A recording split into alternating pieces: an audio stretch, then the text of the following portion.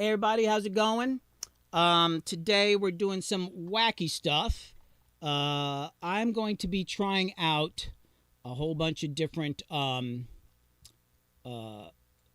microphones and stuff, and I just realized I didn't move my OBS to the other screen because we were scrambling earlier trying to get something done. But yeah, so I made a thumbnail and it said trying out every microphone that I own, and so I started setting up last night, and it turned out that that is not possible because I have more microphones than I realized, and realized that okay, we're not trying out all the mics.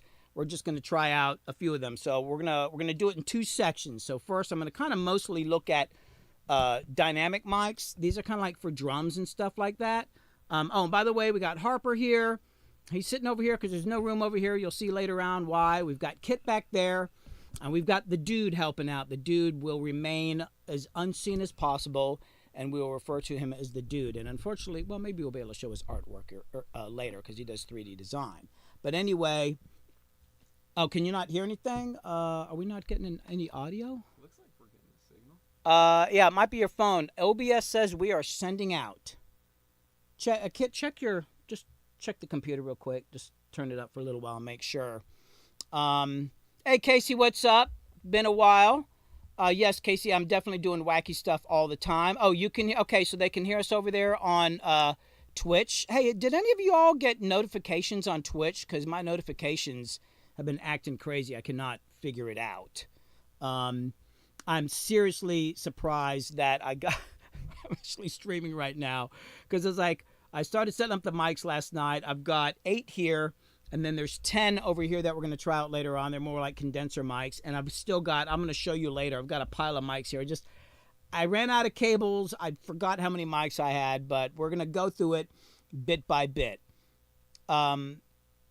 So anyway, here we go. I'm going to dive into it because this is going to take a while. So first off, let me get my chair over here. And let me let you know one thing that's going to happen for sure is something's going to get tangled up, something's going to break, something's not going to work. I'm going to try to turn off so you can hear these as clearly as possible. Okay, so first off, we've got a Sennheiser 421, and hopefully you guys will be able to see this because the lighting in here is not great, but that's this mic right here. Let me turn on this Audix here. This is a classic mic made by Sennheiser, and it's mostly used, I use it mostly for toms. Sometimes people use it on kick drums, but to me it's like a tom mic. Occasionally somebody might use it on vocals, but it's not really appropriate for it. And bass guitar amps. So and I'm gonna once I introduce the mics, I'm gonna go down and check out the sound of each one. And then we've got this. This is an Audix D6, which is kind of like for kick drums. That's what I think it's made for. Oh, see, the cable nightmare has already started. So that's this mic. Kind of made for kick drums, but it actually sounds amazing on toms because it's got this nice, it's a very scooped mid-range sound. It's like pre-EQ'd. Next, we've got the D112. This is another AKG mic. This is a classic. I've had this one forever. And this is another one made for kick drum. It's the only thing I ever use it for. As you can see, it looks like an egg. Let's see if the close-up camera can see it. Oh yeah, check that out. It's just got terrible lighting on it. That camera's terrible. But anyway, yeah, there's the D112. And then, yeah, you can switch to that close-up. It just washes my hair out and I look like a zombie. Hey, Sleepyhead. Sleepyhead, what's up? Next, we've got this CAD microphone. And the CAD, it's actually the only condenser I have up here right now. So this thing, it's a condenser mic, but I like it for drums because it's just great at picking up transients. Great for room mics. I mostly use it for room mics or percussion and all that, but I thought I'd put it up here because we're going to record some toms with it later on. Next, we've got the classic, well, somewhat classic, Sennheiser 609. And, you know, as I'm going through these, maybe just go back and forth with a close-up and then the front mic just so people can see it because the lighting in here, as usual, is dark. So this is the Sennheiser 609. They call these lollipop mics because you're supposed to lick them. No, it's because it's kind of flat like that. So, and what people use these for a lot is guitar amps, drums. People use them on toms and stuff. I like to use this one in particular, like if I'm recording drums and I've got my Shure 57 and all that, but somebody's doing like a cross stick where they're like laying the stick down and hitting the rim. The mic doesn't pick it up. I'll put this in. I'll bring this mic over the kick drum and kind of get it right down there where the stick is hitting the rim of the snare drum when he's doing a cross stick. And I like it because of the design and all that. It's easy to kind of like slide right under the tom. Next is, let me turn this one on. And this one might be a little quiet. This is a quiet mic. This is a Sennheiser. I got it cranked. This is a, this is a Shure SM7. And I'm sure everybody recognizes this. You see these a lot for streamers now. It's become very popular for that. It's a radio announcer's microphone. But it's also great for rock and roll singers. And Michael Jackson actually liked to use this mic a lot. It's actually not a very expensive mic. I think it's like, what, $300 or $400 or something like that? I think it's $399, $499. $399. And I'm actually not a huge fan of this mic. I mean, it's good for certain things. I actually like this, the RE20. Let's put that on. Where's my my RE20 is? Oh, here we go. Here's the RE20. This is what I use for my videos and all that. It's another radio. I'm going to cover this up so you don't get the sound of that. But this is another broadcasting microphone. And I don't know if you're going to be able to see it on the close-up mic here. Let's see. This thing is super directional. I like the tone of this better for like voiceovers for streams and stuff like that. Hey, Kevin, what's up, man? I hope your gig. Hey, dude, sounded great singing the national anthem, man. It was beautiful. The Canadian national anthem. He's one of them Canadian guys. No, Kevin, nice seeing you here. But anyway, so the two mics people use for streaming, like you got the SM7, RE20. To me, that RE20 just sounds more rich and beautiful. But this is a good mic too. So we're going to try that one out. And then last but not least, I have this one's going to be kind of quiet. So this is here, I'm going to take it out of the clip. This is a GE cassette deck microphone from the 70s. See it on the close-up mic there. Can you see it? I don't know how well you can see that. This is something that belonged to my brother with his cassette deck. It's got a little on-off switch. I think it would start and stop the cassette deck, and I found this in the box a few years ago. It's a terrible microphone, and it's kind of noisy. You can hear a little buzz sound in there. I think that's coming from this mic. But what I like using this for is actually record mandolin with it sometimes. But it's actually really good on drums. Like if I set it out in front of a drum kit, like 5, 6, 7, 8 feet out, and then filter it in the mix, it's great for loops. So this is kind of like my looping mic, and it's just cool. It's weird. It's actually got a little, I wish you could see it. It's got this weird, it's got to go into adapter and then into a DI box just to even hear it. And I've got the mic pre completely cranked because it's not a pro mic. So I'm going to quickly go down and talk through each one. I think they're all on. Hold on a sec.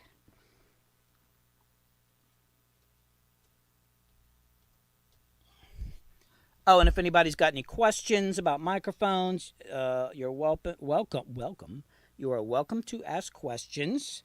Or if you know anything about this mic, because I'm not necessarily a mic expert. I just own a bunch of them and like setting them up. So I'm going to go down each mic and just kind of talking them. You can hear the difference. There'll be a little bleed through. I'm going to try to cover up the mics around it with my hands so you can kind of get a better idea. So we're going to start with, this is the Sennheiser 421 for toms and bass amps. This is the Audex D6 kick drum mic.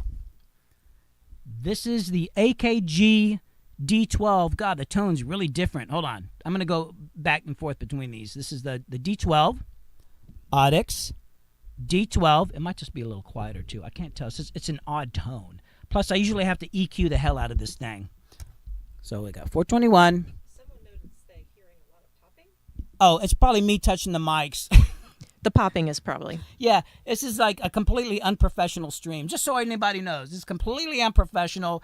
It's been kind of a disaster because I think I'm trying to do too much in one stream. So yeah, I'm just touching the mics, and I shouldn't be touching the mics. But you know what? I'm going to touch them anyway. So anyway, egg mic. So we're going to go from egg mic to CAD. This is the CAD, which is a condenser. Then we've got Sennheiser 609. Wow, it sounds way more mid-rangey. Got the Shure SM7. Definitely a bit more richness in the low end. The RE20, which just sounds beautiful and sexy. And then my cheap little GE mic from the 70s. And I'm going to, at some point here, I'm gonna move these. I'm gonna have Dude and Harper are gonna move these over to the side, and I'm going to record some toms on a song, kind of a song I'm working on. I have no idea what I'm gonna play because I didn't have time to work anything out, but I'm going to do it anyway. So let's move these mics and start getting them set up, and I'm gonna start moving in the condenser mics. What mic pre's do you use, Billy? Okay. Oh, yeah, mic pre's. So most of these are actually going into my Ghost. Can we get the overhead here? Oh, and the other thing is there's no compression on any of these mics or no EQ. Most of them are run into this Ghost right here. I was trying to keep them all kind of like equal in mic pre's, but there were some issues on just a bunch of stuff I can't even get into now.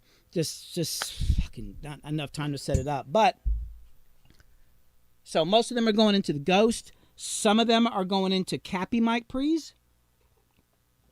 And I've got 2 that are running to API 512Cs, so it's not completely fair. But all of these mics in front of us right now, these are all on the Ghost. So all of them are on this mixer right here with no EQ and no compression. Can we get a shot of that real quick? Mm-hmm. So everything we're hearing right now is over there on the Ghost. Just the built-in mic pre's with no EQ, no compression. So we're gonna move these mics out of the way and get them set up for the toms. And then as that's happening, and hopefully we don't drop any mics or get tangled up, Crystal's gonna talk about something here. Crystal, do you know what you're gonna talk about? Not really. I kept racking my brains as Is to your what mic I on? should talk about. It should be on. Okay. Can everybody hear me? Yeah. Good. Yeah. So So far the Ghost has been treating Billy nice, Jordan. Yes.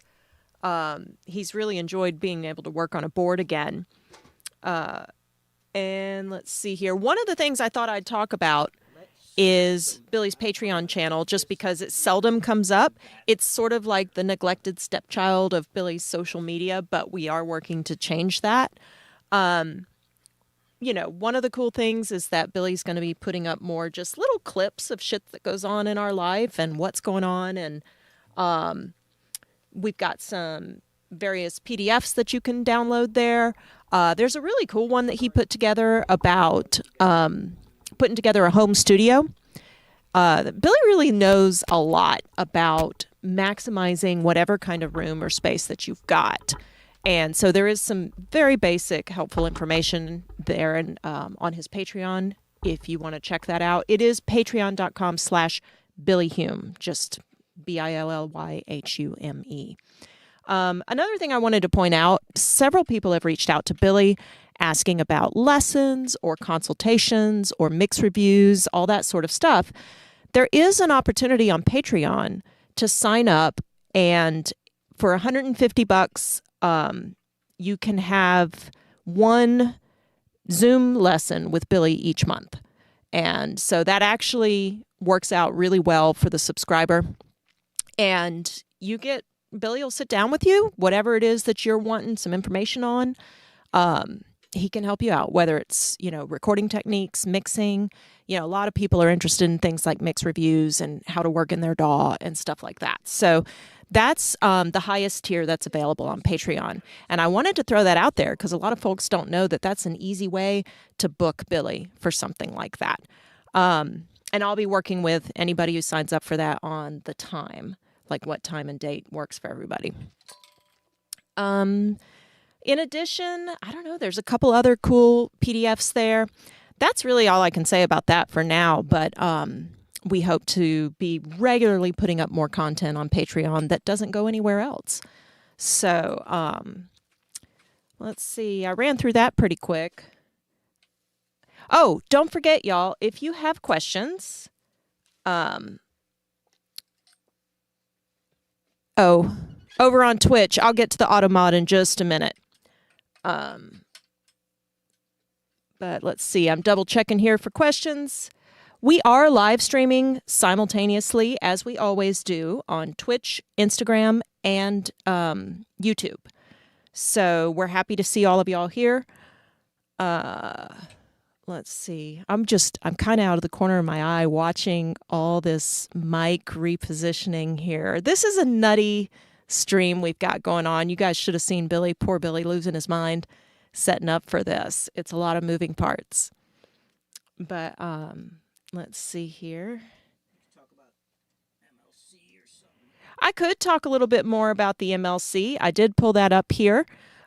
We did one whole stream on this. And then I also briefly talked about it in another live stream. The MLC is something that we keep talking up because I want anybody who has copyright rights on any songs to look this up on the MLC. Look themselves up, check the catalog.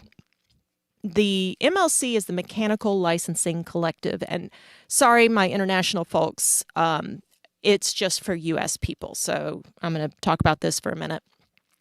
Although many of you international folks do have similar organizations, so it's worth kind of looking into to make sure that you're collecting all the royalties that you're owed if there's any song that's getting any kind of airplay or having success along those lines. But the MLC specifically collects mechanical royalties on interactive digital streams. And an interactive digital stream is when a listener specifically picks your song to listen to. So, it's not going to be something like Pandora or satellite radio, but a song on Spotify or, say, Amazon Music or Apple Music or something like that, if they go and specifically listen to your song, you are owed mechanical royalties on that interactive digital stream. So the MLC collects those, and if you go and register and then claim your percent that you own on that song, they'll send you a check. So it's worth looking at. But even better, another reason I constantly bring this up with people is because the MLC's YouTube channel has so much educational content. I highly recommend that you check it out. And sorry, I'm checking again. Just someone says, Billy, thank you for the insanity of the mic comparison. Oh yeah, I think I've got most of the condensers up now. I think. Let's get. Okay, we've got. What is this cable here? Sorry, Casey. Okay, I'm going to get to that in just a sec. Oh, there's going to be a problem later for the drums. Okay, we got to remember to go over that cable right there. That cable. One thing Billy has asked me to do is to put together a comprehensive document of some of this royalties information, which I will be doing, and we will also be making that available on Patreon. All right. Okay, I think...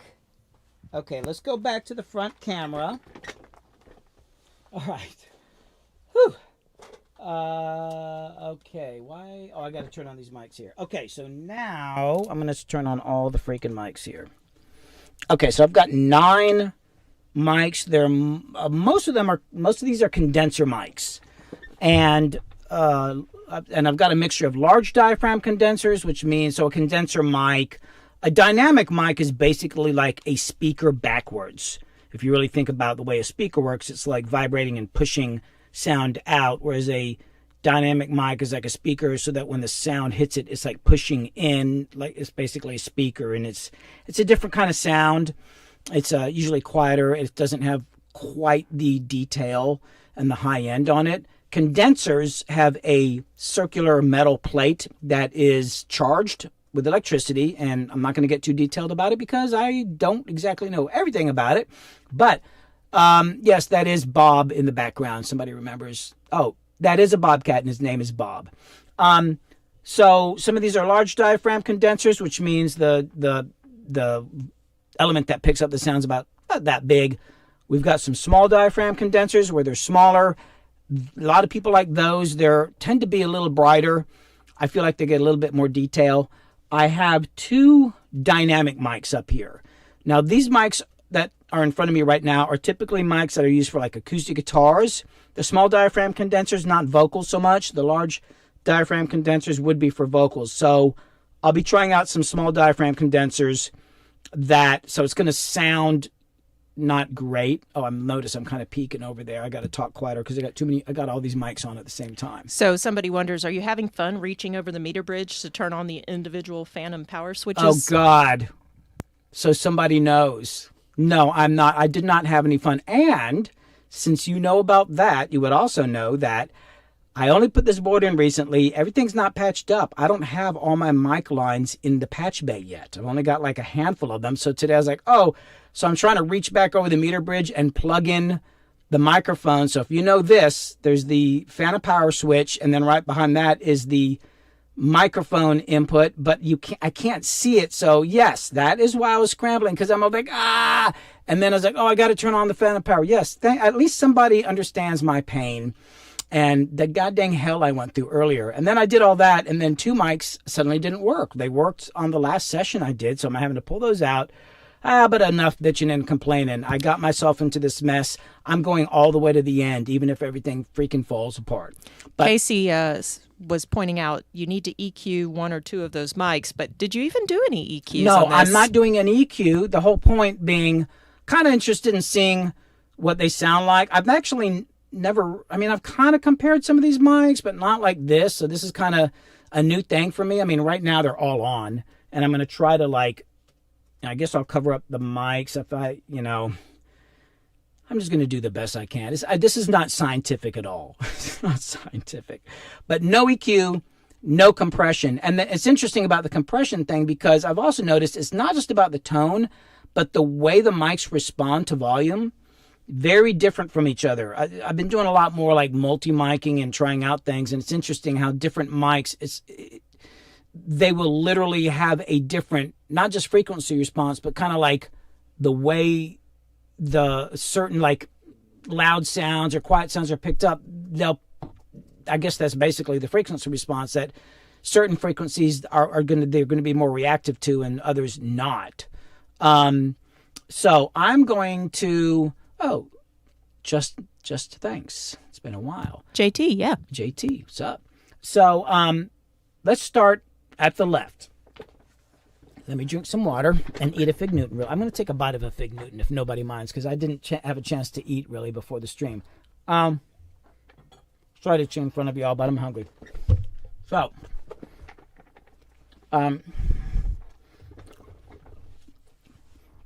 so Michael or Mitchell.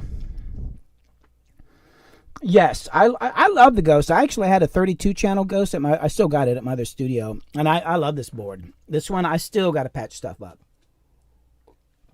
So first here we've got an AKG 414.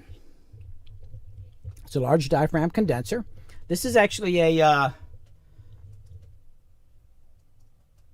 a C414B ULS. And I've got 2 of these. I got them in the 90s. So I had a client that couldn't afford to pay their bills, so they gave me these 2 mics plus 2 Neumann TLM 103s, which was great because they were worth more than what he owed me, but he just gave them to me.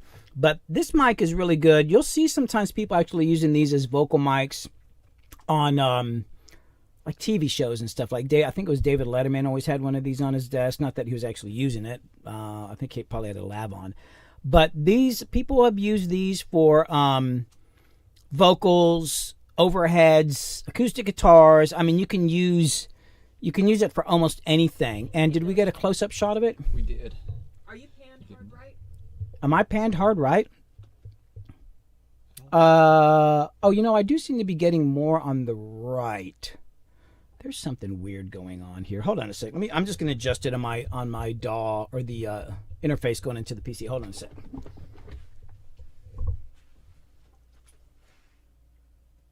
Where's the... Oh, that's weird.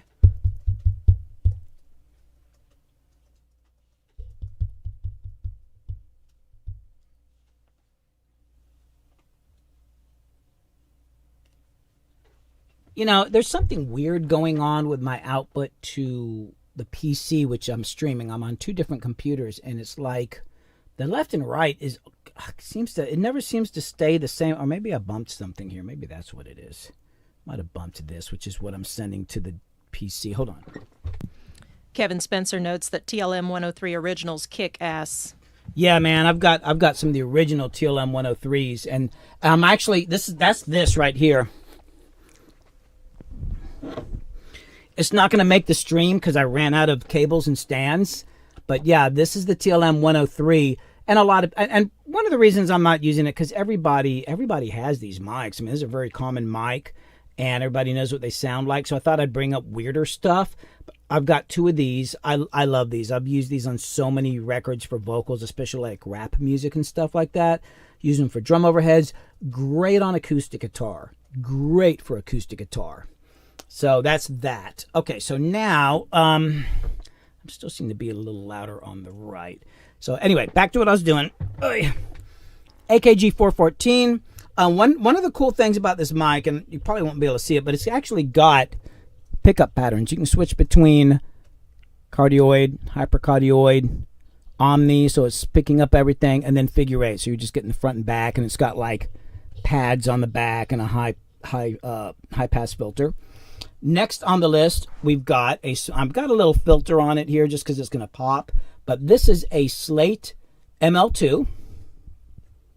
It's a small diaphragm condenser mic, and it's one of the modeling mics. If you get the software with it, it models other mics. And they sent me like 3 of these to try out, and I've tried them on drums. I was very skeptical about them, but I got to tell you, I'm going to put this pop filter on here.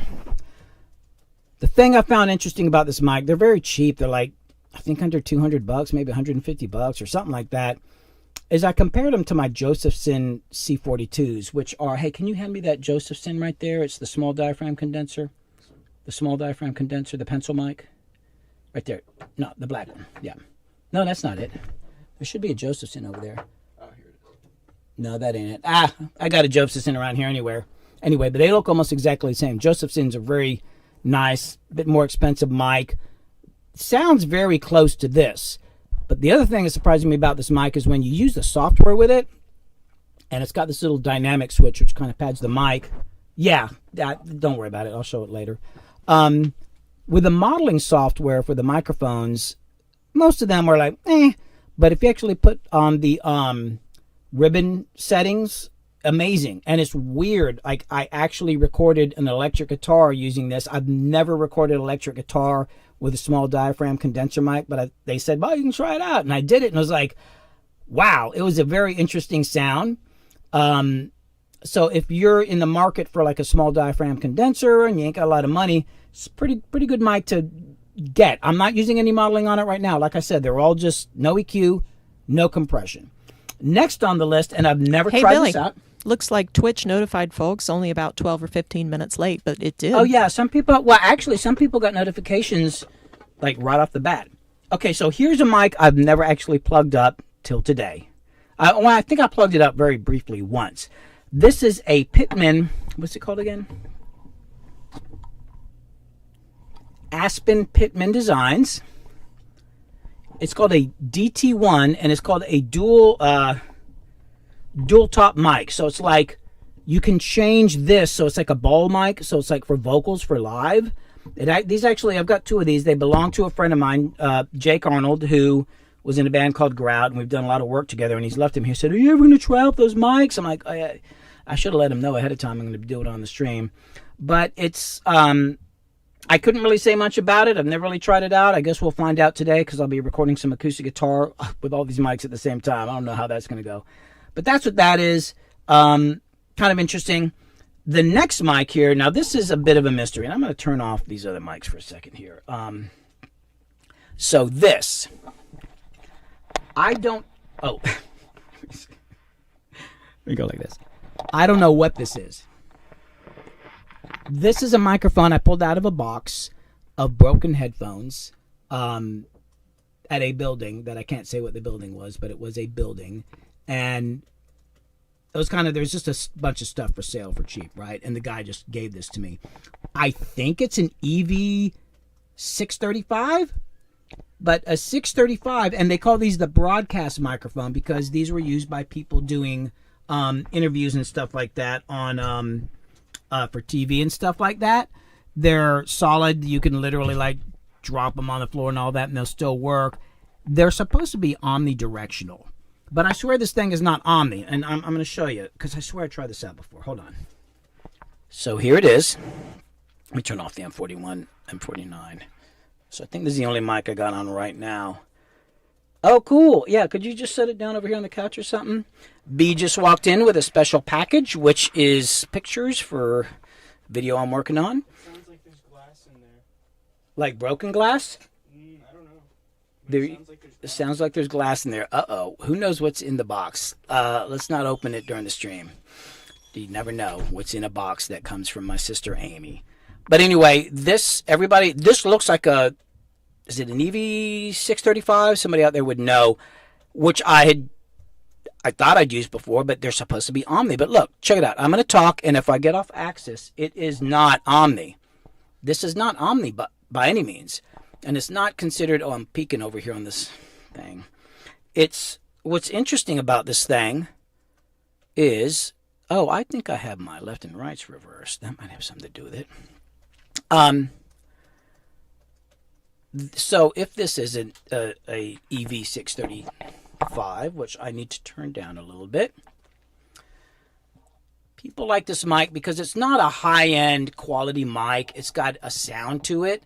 And I think it was Bon Iver. I can never know how to say his name. I think it was he who recorded like all his acoustic guitars or this or something. It's one of those albums. Hold on a sec. Why? Check. Oh, there's definitely something weird going on with my DAW here. Yeah.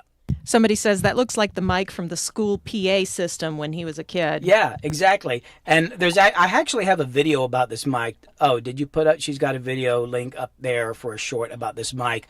I've played around with it. I think I used it for a room mic or something, but this will be the first time I've tried it on acoustic guitar. So we're going to try that. I don't know what it's like, the name scratched off of it. Next, we've got, let me turn that one off. Somebody says it sounds like from a NASCAR broadcast in the late 70s. Exactly. To Doesn't 80s. it sound like somebody on a TV, like an old, local news report or something like that? That's what I like about that mic. I'm kind of eager to try it out on some stuff. So this is a Neumann M149. It's kind of expensive. I think it goes for a few $1,000. I bought it a few years ago. It's a tube mic. It's got 5 pickup patterns on it. It's got Omni, kind of just super wide thing, hypercardioid, and figure 8. And I like this mic for certain things. It's supposed to like emulate a U47, but to me it's kind of bright. It's an amazing mic. It picks up so much detail, but I actually can't use it a whole lot because it picks up so much detail like for acoustic guitar. If you're not really playing your acoustic guitar well, like let's say like for me, like my fingers are hitting the body or your pick hits the body, it picks up all that stuff. So I can't use it on acoustic guitar because I'm just making too much, random noise. But it's a cool mic. It's a good vocal mic. But being that it's tube, if I'm not real careful with my gain and the singer's too dynamic, it'll kind of blast out the tube, which is kind of cool sometimes, like for more rock stuff. But if it's a softer song, it's just too much distortion. But what I love it for the most, there are two things, is as room mics, amazing. But where it really shines is recording stand-up acoustic bass or cello or something like that. Absolutely amazing, because it's going to pick up that scratchy sound that you get when the bow's over the string that no other mic will do. The detail is incredible. So I always use this when I'm doing like a bluegrass group or somebody's using a stand-up bass or a cello. This is the mic. Freaking crazy. Next. Somebody asks, TLM 103 or M149 for vocals? I mean, I'm usually going to do like a TLM 103 just because, I don't know. You know, the funny thing, I guess it depends on the song. So much music I do is like rock and roll or it's pop, and there's only so much detail you need. I'll tell you this about this M149, and it's one of the reasons I quit using it on vocals. I was doing a couple big rock projects. And, you know, and when I mean big, not like famous, but like big, like lots of guitars and distortion and keyboards and drums, and we're stacking 6 guitars. And I would record the singer, and then during the mix, I kept hearing little sounds, like almost like a word clock sound. And if anybody knows what word clock is, that's when you're recording digitally and there's a mistake in with a word clock is what regulates your sample rate. It's just making sure that the converters are working accurately, and if it doesn't, you'll get a little sound in there, right? So I'm looking, I was like, oh my God, I got word clock problems, and it would stick out like in the mix, like the singer with all this other stuff going on, you hear these little, and finally what I found out what it was is this mic is so detailed that it was getting this,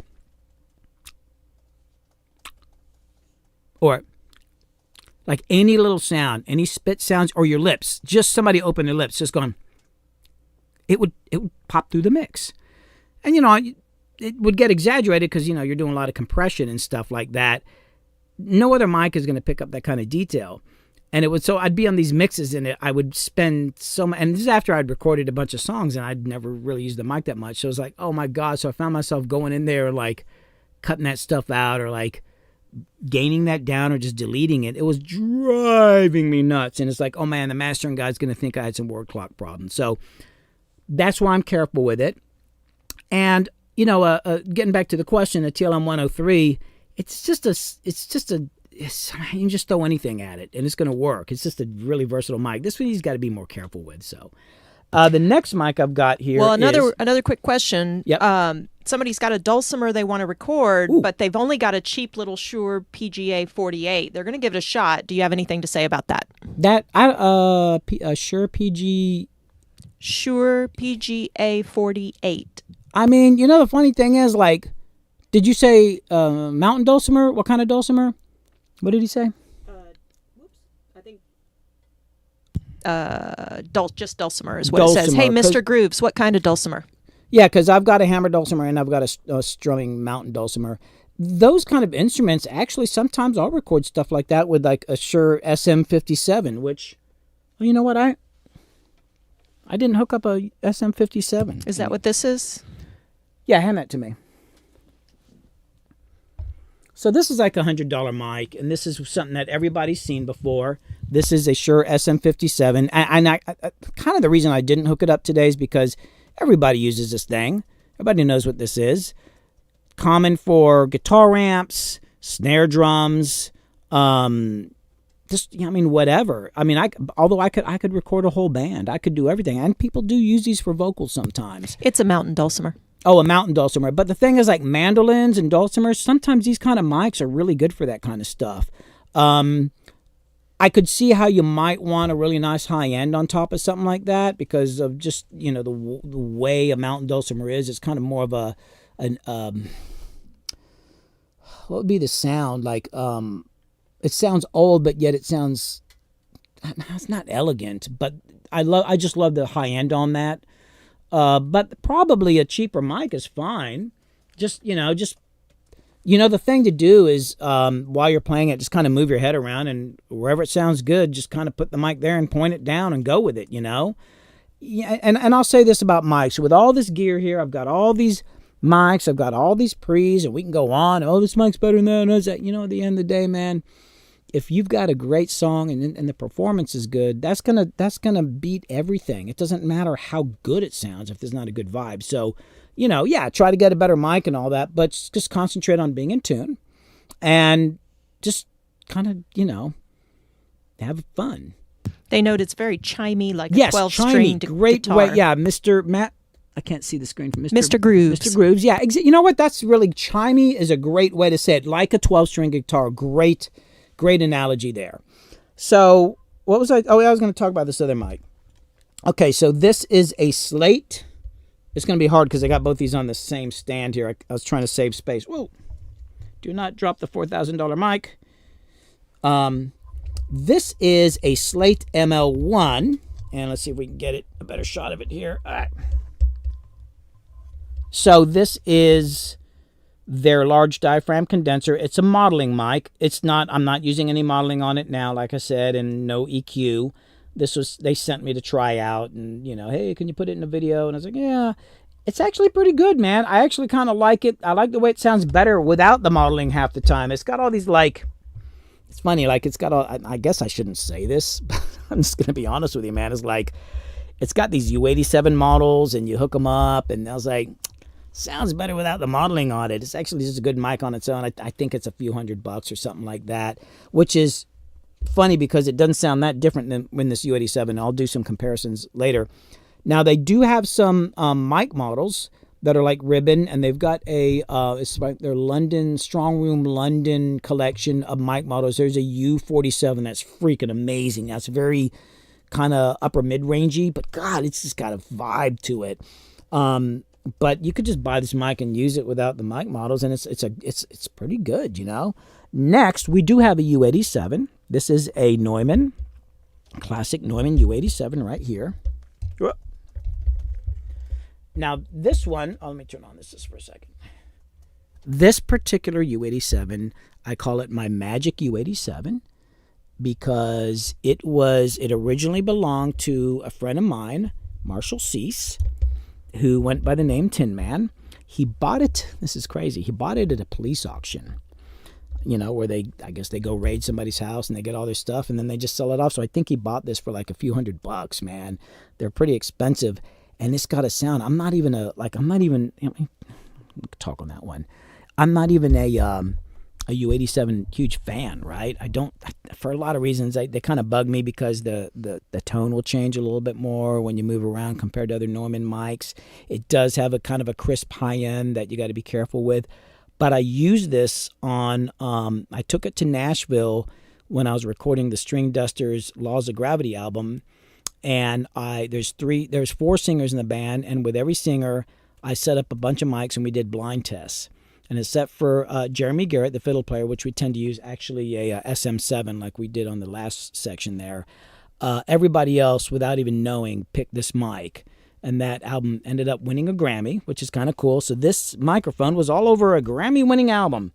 But I love this thing, and it's a classic, and it's got I think Omni, cardioid, and figure 8 on it, and it's a great mic. I was using it on vocals for several months straight, and then one day I switched over to I had a client. Actually, I had my buddy Slate in here, and we were all about using the U87. And one day we couldn't get the tones. Like, let me just pull up this TLM 103, and we put it up, and we were like, God damn, I think that sounds way better. And it's just for his voice, So just because it's an expensive mic doesn't mean it's the best mic for you. But I think these things go, I don't know how much this thing costs, a couple $1,000. It was, Marshall just gave it to me, by the way. It was a gift. He hit me up, wanted me to take me out to dinner, and me and Kid out to dinner. And then when he showed up, he handed me a box. And when I got the box, I was like, oh my God, this thing's the exact same size as a wooden Neumann mic box. And I opened it up, and it was this mic. It was just freaking amazing. So a gift for all the help that you gave him over the years. Yeah. Well, we had some good trips to New York together for some gigs. So now next on the list is this is, and the funny thing is, I don't even know why I have this mic. I actually never use it. It's just this mic I have, and so this is got. Actually, somebody asked, "What do you think about a Corby Cat?" Which actually I haven't heard of. Is that a mic? I think I've tried one. I think I tried one out. Actually, I think when we were in Nashville with the Dusters, that guy had so many clone mics, and that might have been one. I don't really know much about that. I probably used it. I don't really remember. I'm terrible with mic model names and stuff. But this one here... Just names in general. This is a, well, yeah, thanks, Kit. All right, so this is an MXL, and I'm going to pull it out of this little holder here. This is an MXL V67. This is a large diaphragm condenser mic. They're pretty cheap. I think these things are like couple $100 or something like that. And I just pulled it out because I've never really tried it out. It's kind of loud. It's got some good gain on it. I think, you know, it's a way that if you're on a budget, you can get into a condenser mic. But hold on, let me talking. I don't have a good way to turn off this Neumann here. I'm gonna put my hand over it. Yeah, this is the MXL V67, and I'm gonna go back over all these a little bit more when I'm done talking about them. So that's here. I don't know anything about it. Next, and this is a classic. So this is a Sennheiser. Are we okay? We can see it on the screen here. Let me turn it like this. I've had this since like 1984, and it was used when I got it. This is a Sennheiser 441. And you've probably seen this on some other videos, like older videos, like, you know, Stevie Nicks used this. It was primarily a vocal mic. It is a dynamic mic, and it's not going to have the kind of high end, you know, like these other mics. Like if I talk into it, let me get on it here. You know, you can see it's a different tone, but it's great for like female singers. I use this for classical guitar. I don't know what it is. I really like it. It's also a really good snare drum mic too, but you got to be careful because it's easy to break. I had a drummer hit it and hit the top too hard, and the inside's like if you ever open this thing up, the inside design is bizarre. There's this guy on Instagram who does this thing called Microphone Mondays. I was going to mention his name. I can't remember his name now.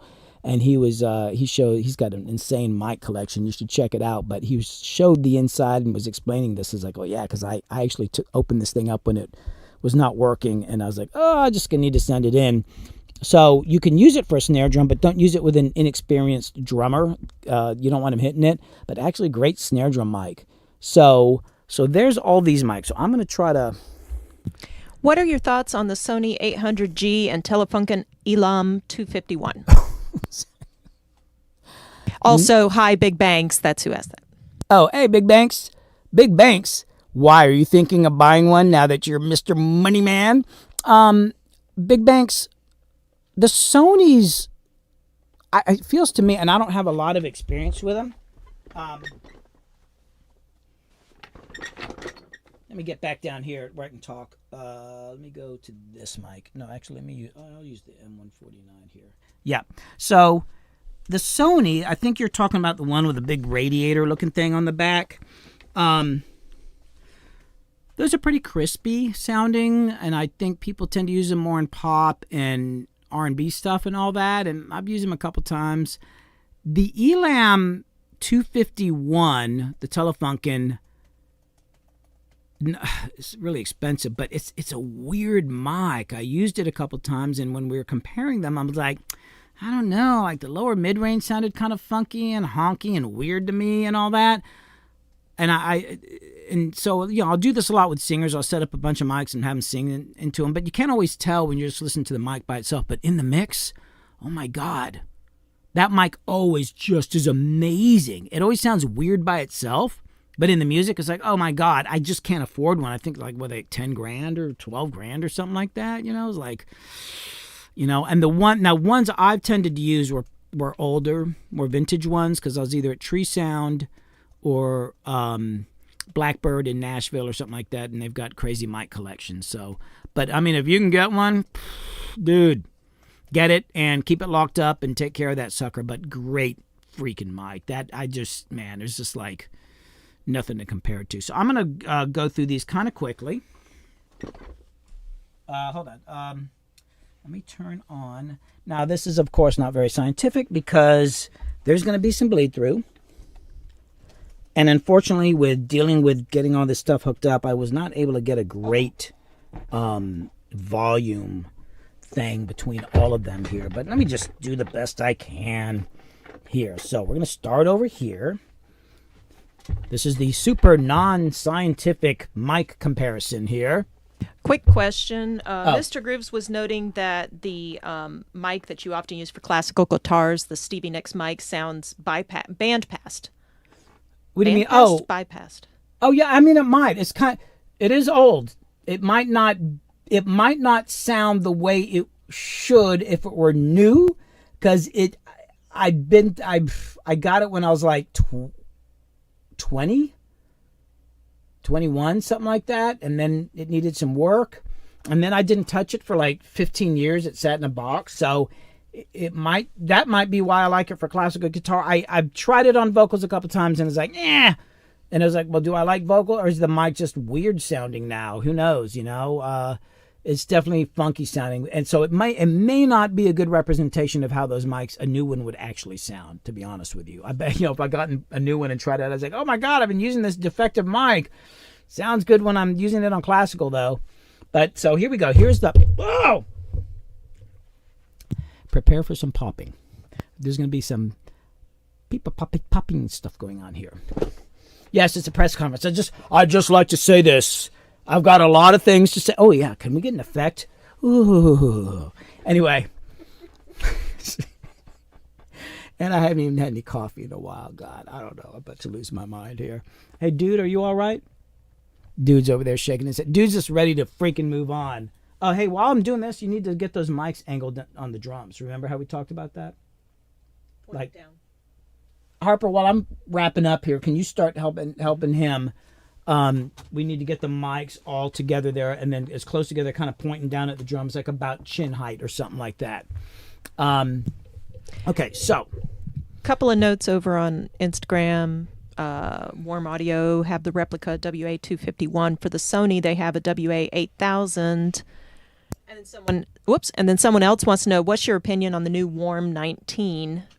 Well, funny thing about Warm, I actually ran into those guys at the Wave. Is it Wave or Wayne Wave had an industry thing here in Atlanta like a month ago, which is actually really good. I really enjoyed it. And the Warm people were there, and I went up and talked to them. They're like, man, I gave my friend, we're going to send you some mics to try out. It's like, well, they didn't. Hey, Warm, if you sent me those mics, they would be lined up right here, right now. So, hey, send me some mics, man. I'd love to try them out. I was actually kind of curious because they've got a 251 model. They're very inexpensive, which makes me a little suspicious, but people like them. So if they want to send me some mics to try out, I'll put them right up here next to these other ones, and I'll use them on some songs, and I'll put them on some streams and all that. So yeah, I've just never tried them out. I don't know anything about them. Just never came across. I mean, they're supposed to be good. Anyway, so here it is. I'm going to cover up this.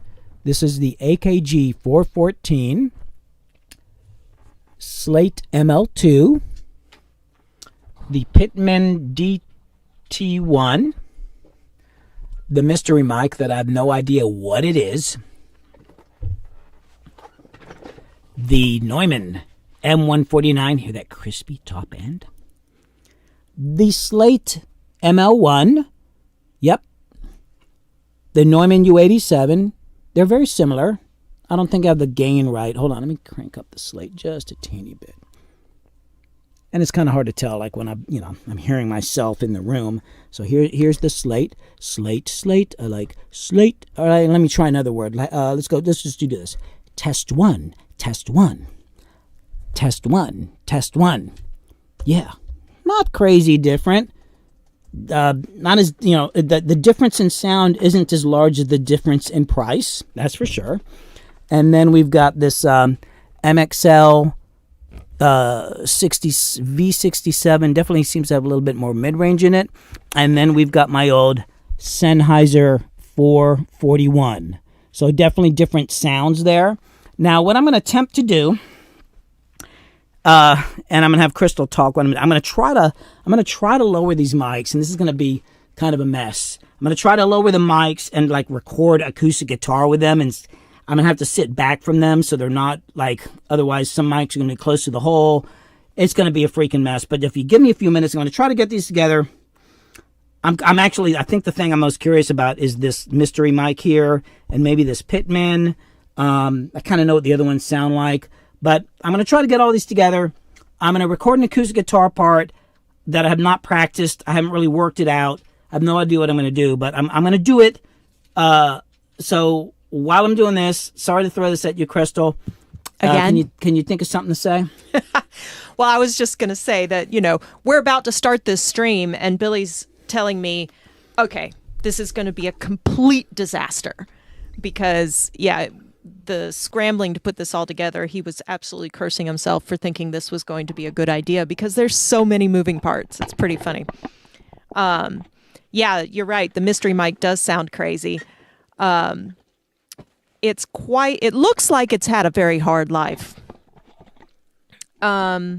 So yeah, Billy threw this back at me and I've run out of things to tell you. Actually, I do want to ask all of y'all, as we keep trying to move this train forward, all of Billy's videos, his live streams, the Discord channel and his Patreon, amongst other things, not to mention, of course, his regular paying work. What are you guys most interested in seeing? I know I keep seeing come up regarding the YouTube videos. Oh, hey, can you switch the camera to Kit? Oh, I'm sitting here looking in the camera like I'm talking to everybody. I know something that keeps coming up with the YouTube videos is a lot of folks have asked for more stuff on the analog, and a lot of folks have asked for more mixing tips. Definitely Billy's going to be working on that. Especially if you guys are looking for the mixing tips, he is still pushing forward his courses, which will be available. Billy's putting everything into there, so they're going to be very comprehensive. It's going to take a little while for him to finish getting them out, but we'll definitely let you all know when that's available because I think you'll find it's incredibly worth it. But what else? So, what have you guys most enjoyed? What would you most like to hear some more about? Also, maybe things that would be extra helpful to you for something like the Patreon or something like that. Because, this is a constantly evolving operation over here. Let's see here. Checking on things. Looks like y'all are pretty... Oh. Whoops. Drum mic placement. Actually, well, we're not going to really go over that today. It's more about how each of the drum mics sound. They're just sort of throwing them up. Yeah, they're just sort of like, here, point it in this general direction. But Billy actually does have a video. So hang on, I'm going to put that link in the chat. It's called What Happens When You Put a Full Band in a Legendary Studio. But he does talk about miking drums. So I'm about to stick that in the chat for y'all. You can find that on the YouTube channel, of course, and which is Freaking Out with Billy Hume. So I also ask him, should I change my channel name? I keep thinking about, I think that's a stupid name. Billy's asking, I don't know if y'all can hear him. I don't know if any of those mics are live. No, they're not. Billy's asking, what do y'all think? He started out and decided to call his channel Freaking Out with Billy Hume. And then some people have noticed that actually he's not doing a whole lot of freaking out, just, on the inside. Yeah, his freaking out's mostly off camera. So what do you guys think? Should he keep it Freaking Out with Billy Hume, the YouTube channel, or should he change the name? So that's another interesting thing. We've got a suggestion for just Billy Hume. Yeah. But, still coming through. Got to paste that video link for y'all. Big Banks says removing 50 hertz and 60 hertz noise on vocals. Yep. Well, I normally tell him I normally high pass at about 100 hertz. You could actually go a little higher. Billy says he normally high passes it at about 100 hertz. You could even go higher. Higher than 50. Higher than 50, he means. Yeah. So, oh my God. Oh my God. Suggestion about working, showing more about your workflow with the mixer because the mixer videos were really cool. Yeah. How to make things easy when mixing hybrid. Yeah, that's something. Having guest musicians on so that they can show you, so that they can play while you're giving examples of mixing. And also Q&A with guests. Actually, Chronic Dream, there's a little bit of that already up on YouTube, some past guests. So Somebody saying they think Freaking Out is good. Didn't we have Ansley Stewart's We band? did have Ansley Stewart's band it's a on. live stream and it's long, but yeah. Oh, that's true. It is a live Oh stream. no, it isn't. Actually. It's not? I think I just recorded them. Here, let me see if I can find it. We interviewed them. That's right. There is. Yeah, so I don't think you actually showed mixing tips on that one. I think so. Yeah, maybe go look. Oh, there's no mixing tips. It was just like a bunch of musicians hanging out. It was a live stream. Here, I can post a link. Yeah, but there's not a lot of technical stuff in it. Nah. Okay. And Casey says we could name it Mixing with Billy Hume, but you know, Casey, it's more than just about mixing. It's about, all kinds of stuff, not just mixing, but also, of course, recording, production, and sort of general creative life stuff and music industry things. Let's see. I'm putting up In the Studio with the Ansley Stewart Band, which are putting out some releases, and y'all should check them out because it's pretty cool. All right. Yeah, I'm not very good at talking and typing at the same time, so y'all will just have to bear with me on Yeah, you that. should see her chew gum and walk at the same time. She's crazy.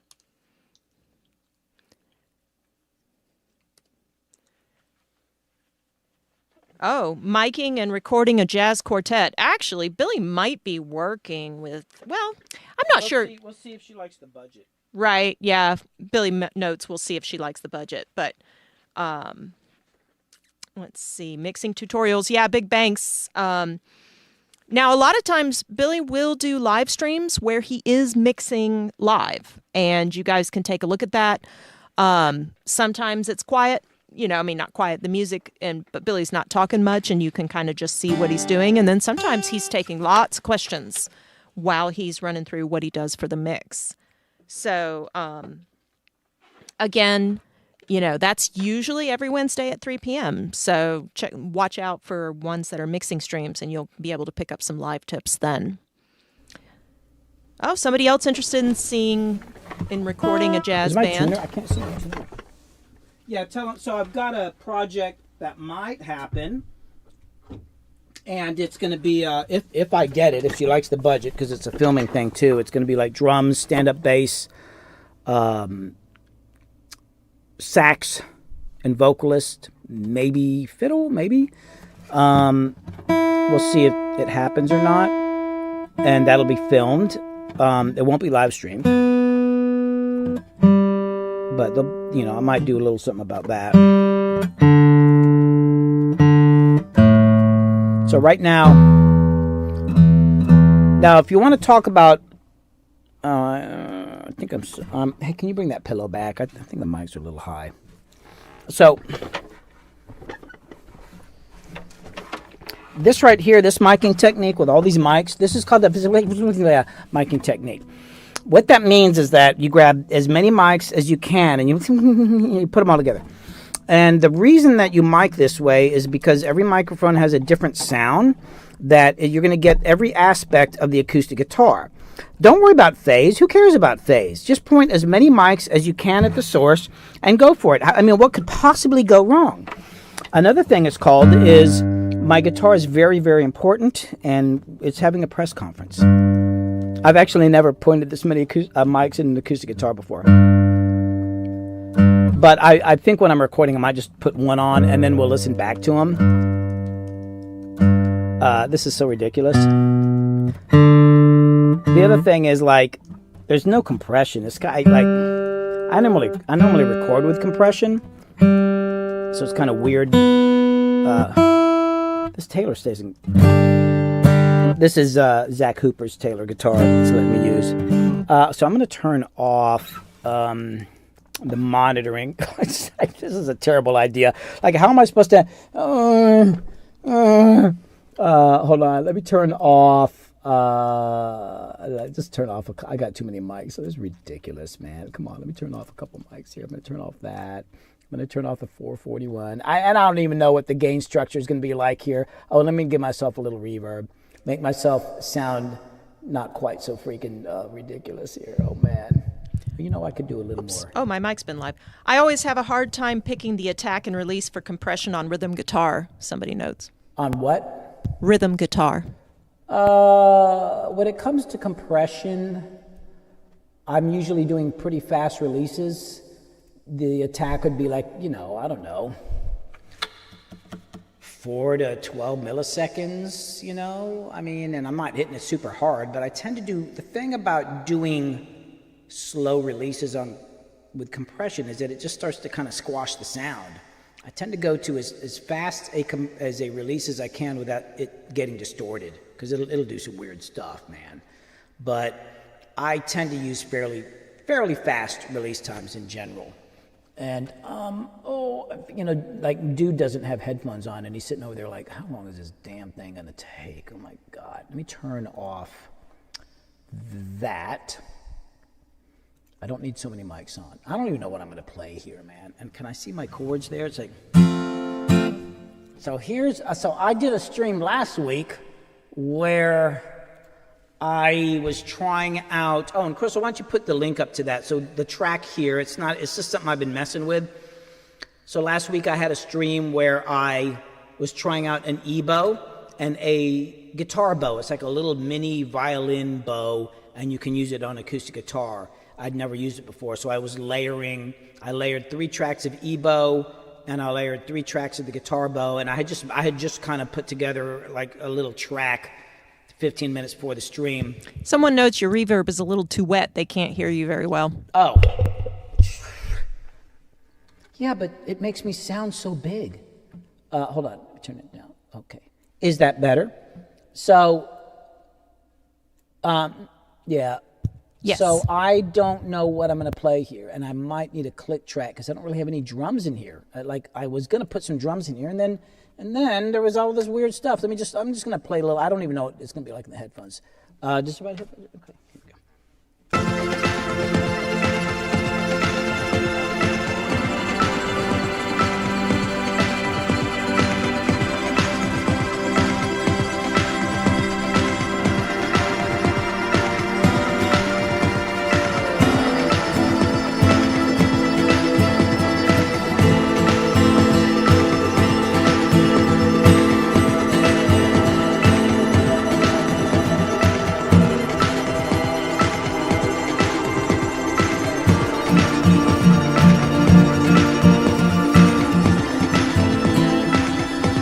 There's that one chord in there. I don't know what I'm supposed to play because when I recorded the E-bows, I didn't know what the hell.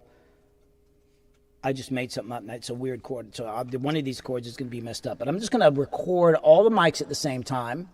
I'm only monitoring 3 now, and then we'll go back and listen to them and just kind of see. Like I said, I can't really vouch for the record level because, you know, it's just kind of hard to do, and some are, you know, more in front of the whole. Enough damn excuses. Let's do this thing. All right. All right, here we go. I'm going to back up. I think I need to be about here. So here we go.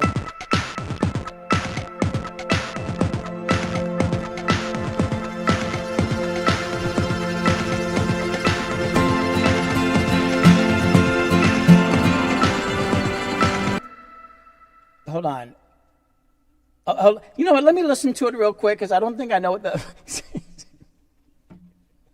Oh, wait. Why didn't anybody? Oh, you know what? I realized. Hold on. I'm being a bonehead here. I actually need to have.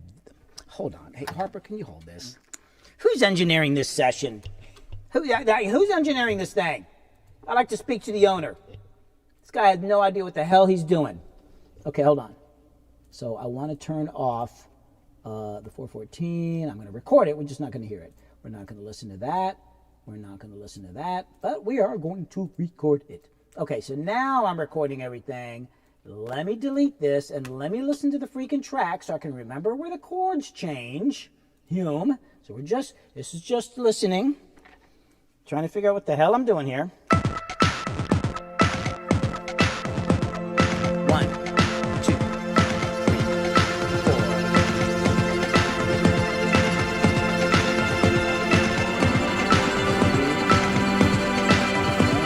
C.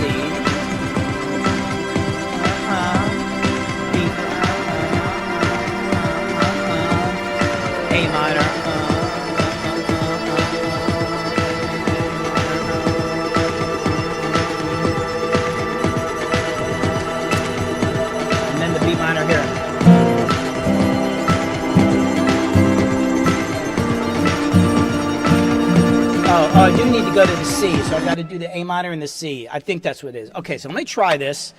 I would have been more prepared. You know, it's just like high school again. I was never prepared. Jeez, nothing. Some things never change.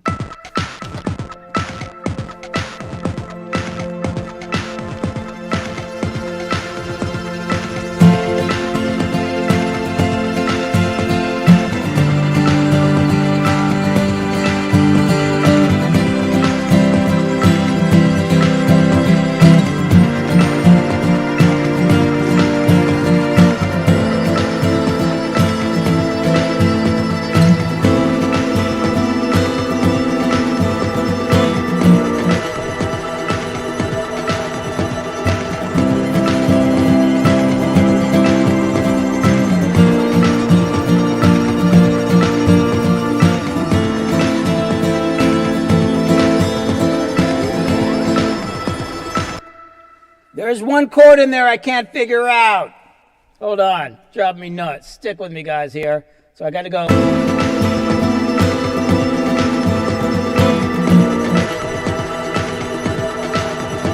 Right there. Isn't that supposed to be? Oh, that's supposed to be a G. That's right. I'm supposed to go G. I think that's...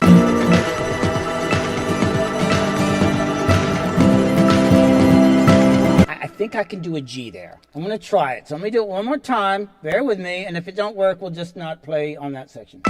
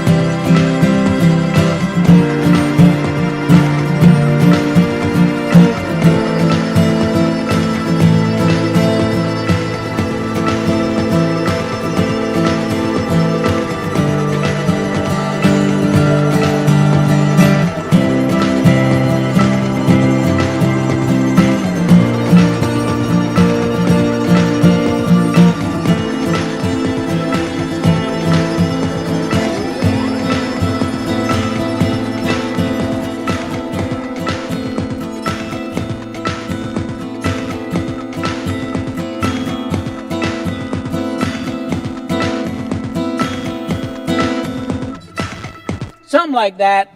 And, you know, I know I had some buzzy strings and some stuff in there. Oh, yeah, look at that. Those record levels are terrible. I'm gonna gain up some of those. But let's just listen to it, because it's hard for me to tell. I'm just going to stand here and lean over my press conference here. Hold on. Let me do it like this. Let me make these bigger, and some of these are too quiet. I'm gonna do a little clip gain here. Someone says E minor. Oh, you know, I tried E minor and it sounded weird. Because yeah, that's a relative minor. Yeah, but you know what?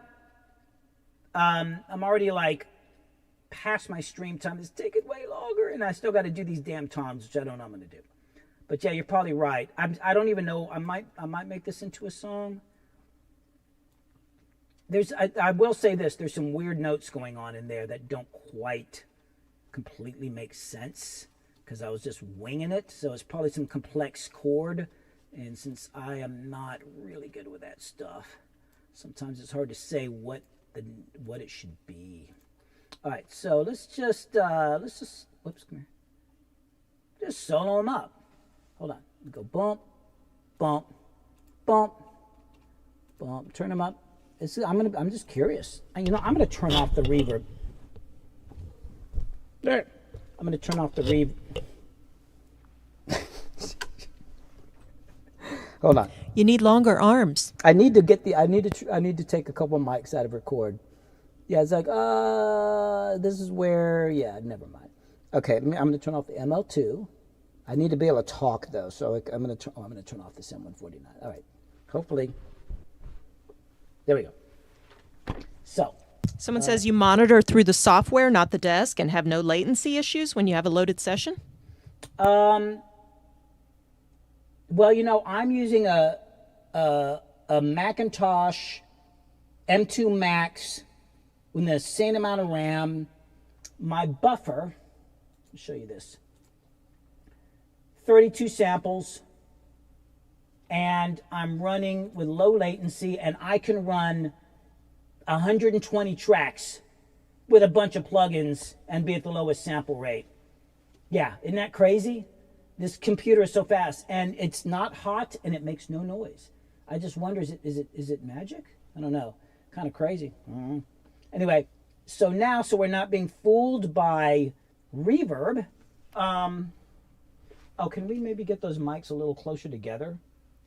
Like maybe this one here, like up here. Harper, can we get the mics over there a little closer? Yeah. So I'm going to play the acoustics, and I'm just going to solo them up. So here is the 414. Whoop, wrong thing. Whoops, right here.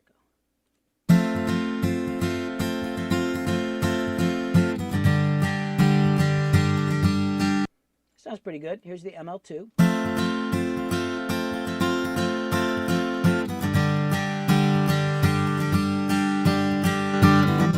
DT1.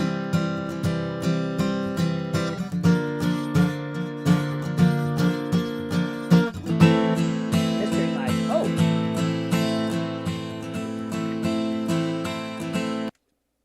Man, I just realized I don't have a good way to my talkback rig here is kind of messed up because you can't hear me if I'm not soloed. There's got to be a better way to do this. But anyway, that mystery mic sounds pretty cool. There's the mystery mic.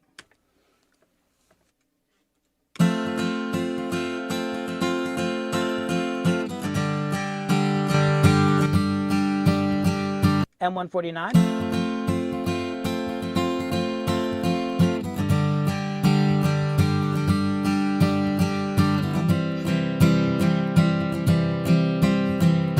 ML2.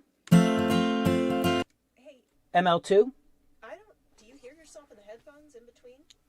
No, it's because my monitoring thing. I keep screwing up because my talkback mic here. Long story. I've never. It's okay. I was just asking, making sure they can hear you this way before, so it's kind of like it was like 2 minutes before the stream, and I realized because this was a bit of ambitious, so the whole process is kind of ridiculous. So anyway, here's the ML2.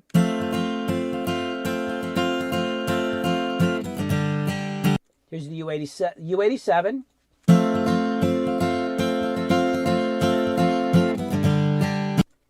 And probably here's the MXL V67.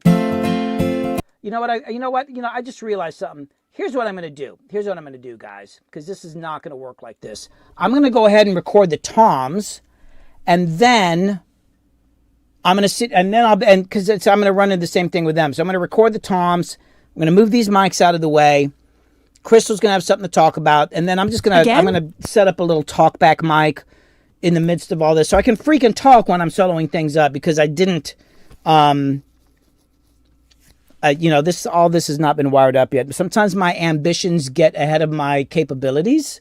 Actually, my ambitions always get ahead of my capabilities, and then my capabilities got to keep up with my damn ambitions. And it happened today, and you guys have seen me here basically.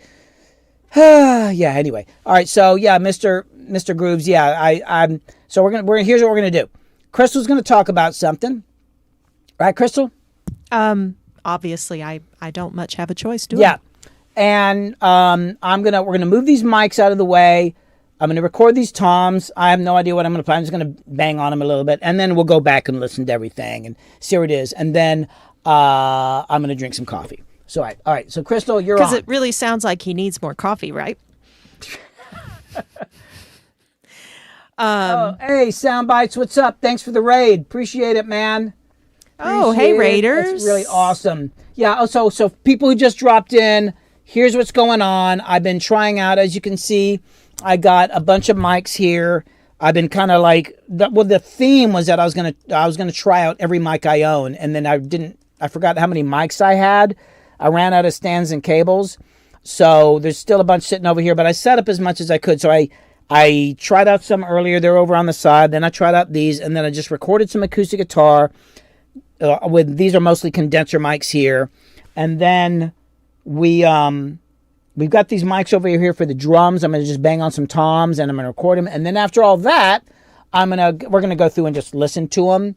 Unfortunately, my talkback mic situation is a little messed up, so I've got to actually, in the midst of this absolute chaos here in the studio, I'm going to set up a talkback mic. But what we're going to do now, Crystal's going to talk about something incredibly interesting while we move mics around and get ready to record the toms. All right, Crystal, are you ready? No, of course not. Yeah. Well, just find something you could talk about. Like, I want you to just talk about some of the stuff I worked on in the past. Oh gosh. Okay. Let's see here. Yeah, because gosh, a lot of y'all probably have been tuning in just since Billy's been doing his videos, doing his his Instagram channel, his live streams. But for a lot of people, he's most well known for some of the things that blew up around here in Atlanta in the late 90s, early 2000s. Billy ended up being critical to a lot of the Atlanta rap sound that came up during that time. And kind of, I mean, in some ways, it just sort of fell into his lap. In other ways, there are things unique to Billy that kind of made it that he was perfect for that time. Not least was bringing his understanding of musicianship and instruments into this burgeoning rap scene and urban music that was coming up in Atlanta at the time. It was kind of a perfect storm. So, he worked a lot with, Bone Crusher, Lil Jon, and the East Side Boys and Ying Yang Twins. Some of you may have noticed recently he did a little short video about meeting Collie Park for, to pick up the gold record that they have on I with the Ying Yang Twins. Collie Park said it's going to be going platinum soon. So that's pretty cool. And let's see, I'm trying to remember everybody. Hold on, I got to pull up your discography. And here I am again, not typing and talking at the same time. Now, Billy's website has a discography on it. It's pretty interesting to check out. Put up that link. It's actually in my link tree, but the link that show that. Your Spotify playlist. Maxim put thing that I've mixed. Yeah, actually, I've got that handy. Yeah, one of Billy's fans, Maxim, who's awesome, made a Spotify playlist with a lot of stuff on it that Billy mixed. Call them supporters. Yes, supporters. Billy doesn't like me to call y'all his fans. Yeah, you're supporters. You are supporters, every one of you. Let's see, where is the Spotify link? I'm gonna have to do it this way. But let's see here. There. See, I can type in shortcuts in Twitch and get the link over there, and then I can give it to y'all over on YouTube and Instagram. And earlier, I realized I missed, here's the Spotify playlist, y'all, of a bunch of stuff that Billy's mixed. But I missed a question somebody had about Billy's whole live stream setup, and I realized I keep getting off the mic here. And also, I see a couple other questions. So we will circle back around to some of y'all's questions here. But back to what I was doing. Okay. So on Billy's website, he does have a discography up. It needs updating. We're going to get onto that. There's actually, I've noticed a few places where Billy's still listed as Grammy nominated instead of Grammy winning. Yeah, y'all can't see the Grammy up there, but it's up there. So, some other folks. Al Capone out of Memphis. He's awesome. Billy's worked a lot with him. Big Crit. Oh, y'all ought to check that out. Big Crit did a song called Praying Man that Billy was on. I actually replayed the sample, so I'm playing guitar on it. BB King is on. I know, that's what I was getting at. Actually, it's really cool because Billy did replay the sample on guitar, so he's doing the live instrumentation on that guitar part. But also, Big Crit had BB King play on that song. And so Billy's on a song with BB King. Wasn't it? I think it was one of the last things he did before he passed away.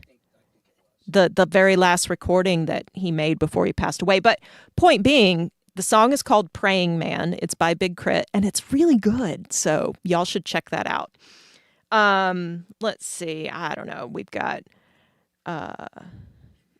Big Sky. Let's see. Bone, of course. Bone Crusher's amazing. Actually, there's a song called Never Scared, which if you're anywhere near the Atlanta area, if you were in the early 2000s, you heard that song quite a lot. It became the city's anthem for a little while. David Banner, let's see, Film and Flicker Stick. Billy's got this alphabetical, so it's kind of hard to scroll through. Infamous String Dusters, some of y'all might know his work with that. That's the bluegrass band that Billy won a Grammy with. He's done several albums with them. Laws of Gravity is the one that won the Grammy, and it's fantastic. Although I have to say the follow-up album that Billy did with them, Rise Sun, might be my favorite. So if you're into, and I say if you're into bluegrass, they're kind of, what do they call it? Newgrass. They're a little progressive for your average bluegrass band. But let's see, Ludacris, he's done some mixing for Luda. Montana DeMac, Michelle Malone. Oh yeah, guitar on Party Like a Rock Star. Mixed Throw Some D's. He's actually got a really good YouTube video of the mix for Throw Some D's, which is a commonly used song for car audio competitions. So, people trying to crack their windshields with the bass. That's Billy's mix. But let's see. I don't even know. Vistoso Bosses, Youngbloods. Vistoso Bosses, that's a cool story. It's a sad story because of it imploded, but that was an amazing young group. Let's see. Rehab. Actually, Billy's been working a little bit with Rehab again.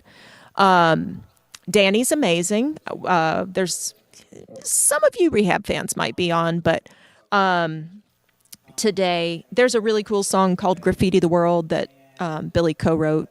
And did he play on? Yeah, he played on it too.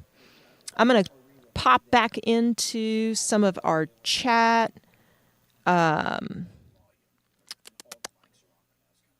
Let's see. Oh, Casey says it's not that hard to crack car windows. Even he could mix that. Man, go listen to that mix and see. I have a video about. Yep. Can they hear you, Billy? Hold on. I don't know if they can. Hold on. Where is this mic? There you are with lots of reverb. Yeah. No. Oh, Hilton Jones. Yes. Just put up the history of the 808 or something in there. I'll go find it. And it's got the whole thing about the cracked windshield. That's true. Yeah, Hilton Jones, you're not kidding that Billy should have a Wikipedia page. We have tried to make that happen. We had somebody put one up for us, but Wikipedia eventually took it down for not having enough supporting info. Billy wasn't in the news enough. So we're not super Wikipedia savvy. So I will say this, any of y'all out there that are really good with Wikipedia, send us a message because you're dead on. He does deserve to have a Wikipedia page so that people can find all this out. I know I just said that. There was one, but it got taken down for not enough supporting evidence. So, yeah, poking back through here. Microphone yoga. That's right. And I know now. Let's see. Okay, I think I'm relatively caught up. See you later, the Real Rock Hard. I know it is awfully late in Denmark. Shout out to all you cross the pond people that are still hanging in there with us. Billy's over here doing high stepping, jogging. That's how I warm up for banging on the toms when I don't know what I'm going to do. Yes, this is drum warm-ups over here. All right. Okay. I think, so mystery, this is, okay, can everybody hear me now?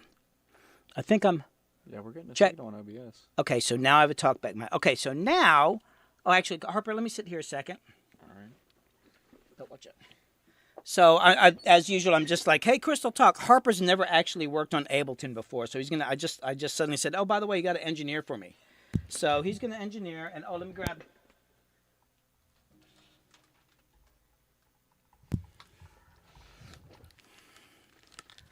So I'm going to I just got to see where the acoustic guitars are in the mix real quick before I get into the tom. So hold on a sec.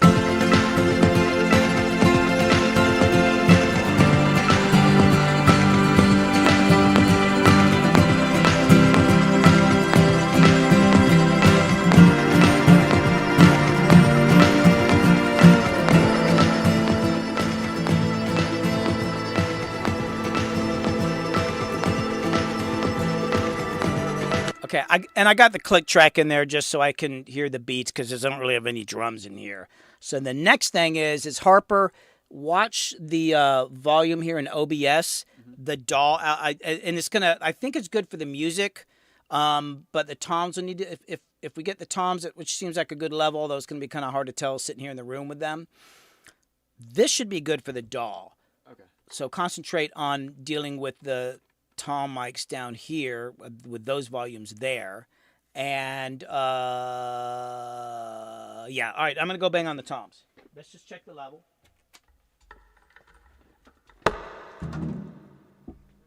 I'm throwing up the link to the video that Billy did. My favorite one-hit wonder throws some D's, which y'all should check out the one-hit wonder series. Billy will be getting back around to some of those, but they're pretty fun. Now turn up 2 clicks.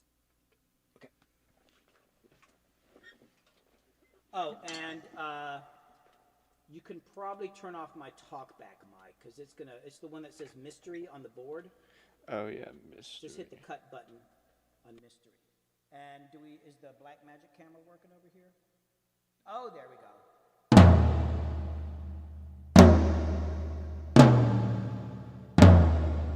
All right, okay, so are we at that starting part? Oh yeah. Do you know how to even get? It's like, wait a sec. Hold on, let me bring my headphone thing over here. Yeah, we're so organized here. We're going to go stream. You're going to engineer. No, you don't need to move. It's like, okay, so you can just click on the screen. So let's start here. You see where that thing is? That's where I want to start there. Okay. So I think it's like 2 measures. Yeah, I think that's 2 measures. So you're going to click there, and you're going to just hit R. That'll put me in record, all right? Okay. And then and that's your talk. I'm going to turn the talkback mic off. Let's just do it, man. I have no idea. Here we go. Let me get over there first.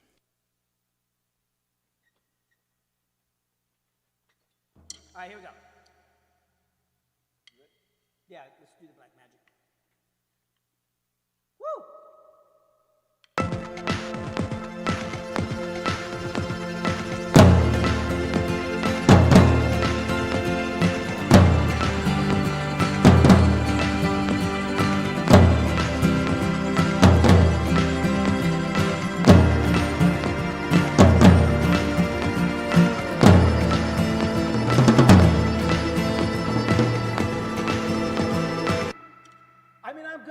Hitting flans, but then when I got to go da da da da da, hold on. Oh, you scroll, yeah. See those files there? Wait, what? Hold on.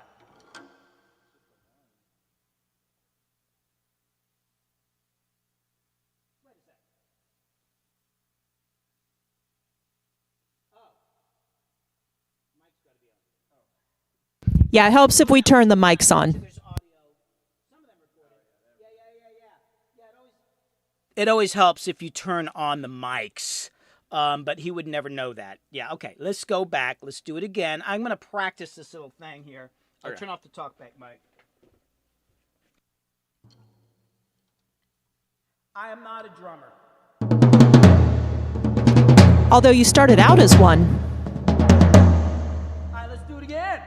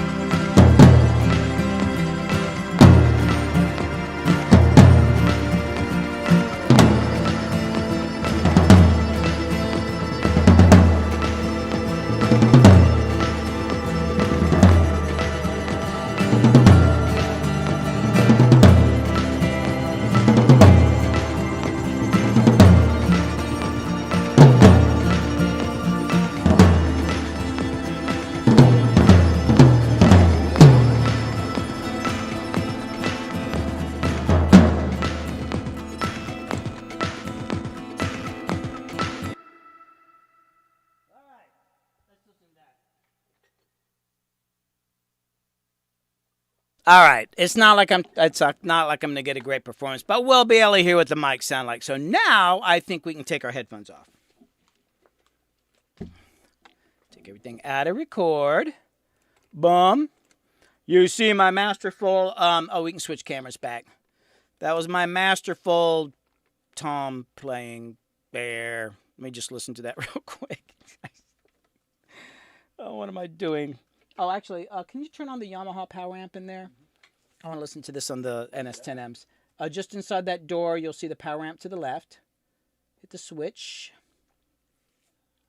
It's over on the right, I think. Right? There should be a power switch right on the front of the amp. Right, you were looking right at the power amp. Oh. Yeah, that thing.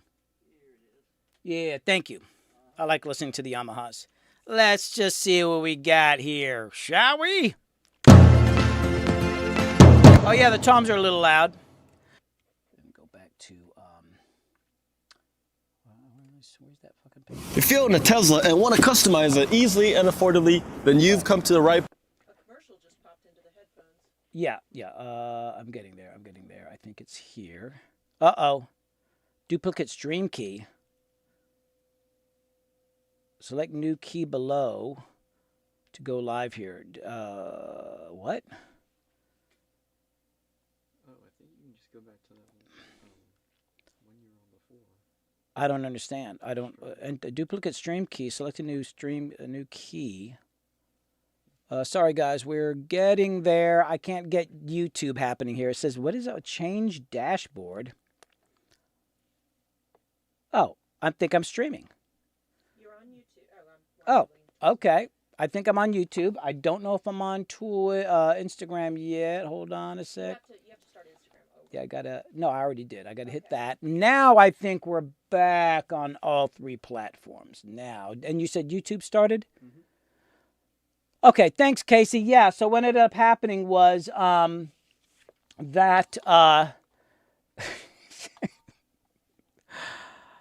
yeah, so I've added a lot more gear to the studio, and it's all very new. And I was also running the air conditioner, and we had a bunch of gear, and I had a little extra gear, and I think I was just turning on that power amp was the one last thing, and because I didn't really think about the board pulling that much power. It was probably pulling much more power than I realized.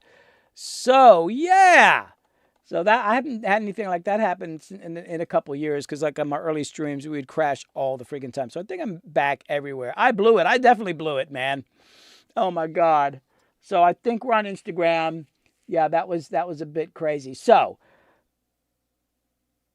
what was I doing? I need a shot. Oh my God. We were listening to the. Okay, so we tried out all the dang microphones. We went through freaking like. What's 8 plus 9, 19, whatever. I don't fucking know. 17 or more. I got a bunch of mics. Before I play back what I actually did do. Oh, let me make sure Ableton's open here on the Mac. Sure. We were just going. I just had all these mics set up. And the whole idea was that I would use every microphone I own during the stream. And I started to set up last night, and then I was like, I don't even have enough mic cables for all the microphones that I own, or stands. I have more than I realize. So some microphones didn't get used. I'm going to show some of the mics that didn't get used, just so. Oh, is the close-up camera working? Oh yeah, it's working. So here's one of the mics that did not get used. I feel like I should just mention it. This is an ATM 25. It's nothing real fancy. Used for kick drums, amps, and all that. I actually like that a lot. That did not get used. Of course, my TLM 103 didn't get used either. And these are actually great mics. The reason I didn't use it is because a lot of people have used these mics. So everybody kind of knows what these sound like. So it's kind of like, I'll just save it for, and I've got videos on my YouTube channel about using this for acoustic guitar. It's a great acoustic guitar mic. So I've got videos about that. I also did not use, this is a Sennheiser a MD402U. It's a terrible mic. This thing sounds terrible, but sometimes it's kind of cool. I haven't used it in a couple years. I'll probably do something with that. I think I'm going to do one stream where I only use my shitty mics, right?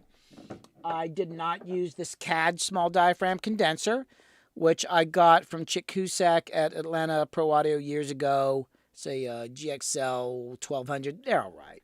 I did not use my PV handheld mic from the 70s.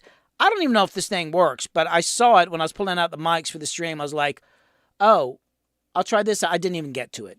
And I didn't have enough stands. I did not use my Octava small diaphragm condenser. This is an Octava MK 0112-01. It's a pretty cool little small diaphragm condenser mic. I've used that on a few things. I did not use this EV handheld mic. This is a 257B. This is actually one of my favorite guitar amp mics. It's kind of like a SM57, but with a little bit more presence on it. It's gotten a little beat up. I think it still works. I haven't used it in a while. I want to try that one. And I did not try out. This is an Audio-Technica. I don't even know where I got it. AT873R. It's a small diaphragm condenser handheld mic, but this thing's got some. It's loud, and I've not really done much on instruments with it, but I was looking it up online, and some people like it for some things. That did not get used, and there's some other mics. I've got some old stereo, something from a home stereo from the 70s. They're sitting back there. I just ran out. Oh, and I also did not use and this is a great mic. This is a Josephson C42 small diaphragm condenser. I was going to use it, but I thought they're a little more expensive. I thought it'd be better to show off the Slate ML2, which sounds very similar to this and is like a fraction of the price. Because I want to think about, well, what could somebody actually afford? If I'm showing off like a $4,000 Neumann, that's all great and everything, but who can afford something like that? I do. Casey, no.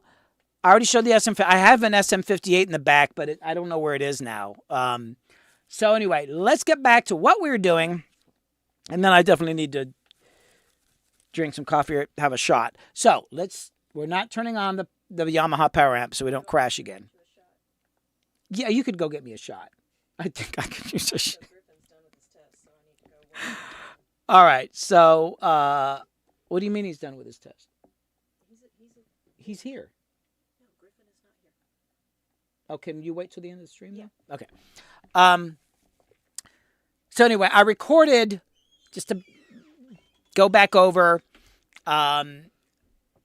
what I've been doing. It's been a crazy day. I pulled out all these mics. I talked about them. I played them. And then I recorded some acoustic guitar with a bunch of mics at the same time and some toms. It's not scientific. The gain's not exactly the same. I was just having fun here. There's no compression. There's no EQ. Most of them are running through this Ghost mixer here. Let's see if we got the overhead shot. Yeah, so most of the pre's are coming through the Ghost console here. I ran out of spaces. You can see I do have more spaces here. Kind of hard to explain why. I didn't use these because I don't have my direct outputs hooked up yet. So I was going off of these groups, which are +4. It wasn't until last night I was like, oh, I still got to patch these up to the patchway. So I did something else. I used some cappies and I used some APIs. So it's not all fair, but enough of that. Let's listen to the acoustic. I think I've got this set up now so that I can solo up the acoustics. So here's the track. Let me turn off the toms first.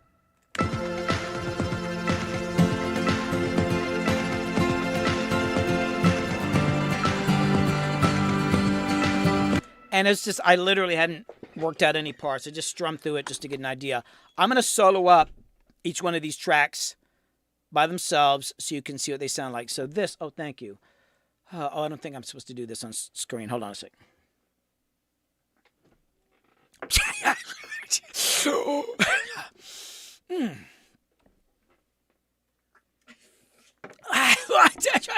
That cough syrup is intense. There's some heavy-duty cough syrup there. So, first one on the acoustic guitar is an AKG 414. And you know what? Well, let me just for the hell of it. I was gonna try to show them at the same time, but they're all plugged in and they're on stands. Here's the 414.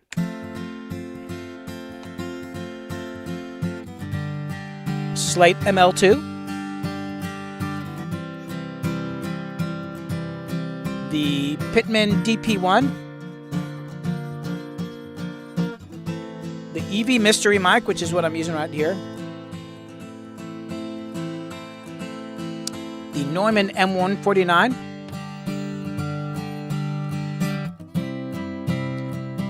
The Slate ML2.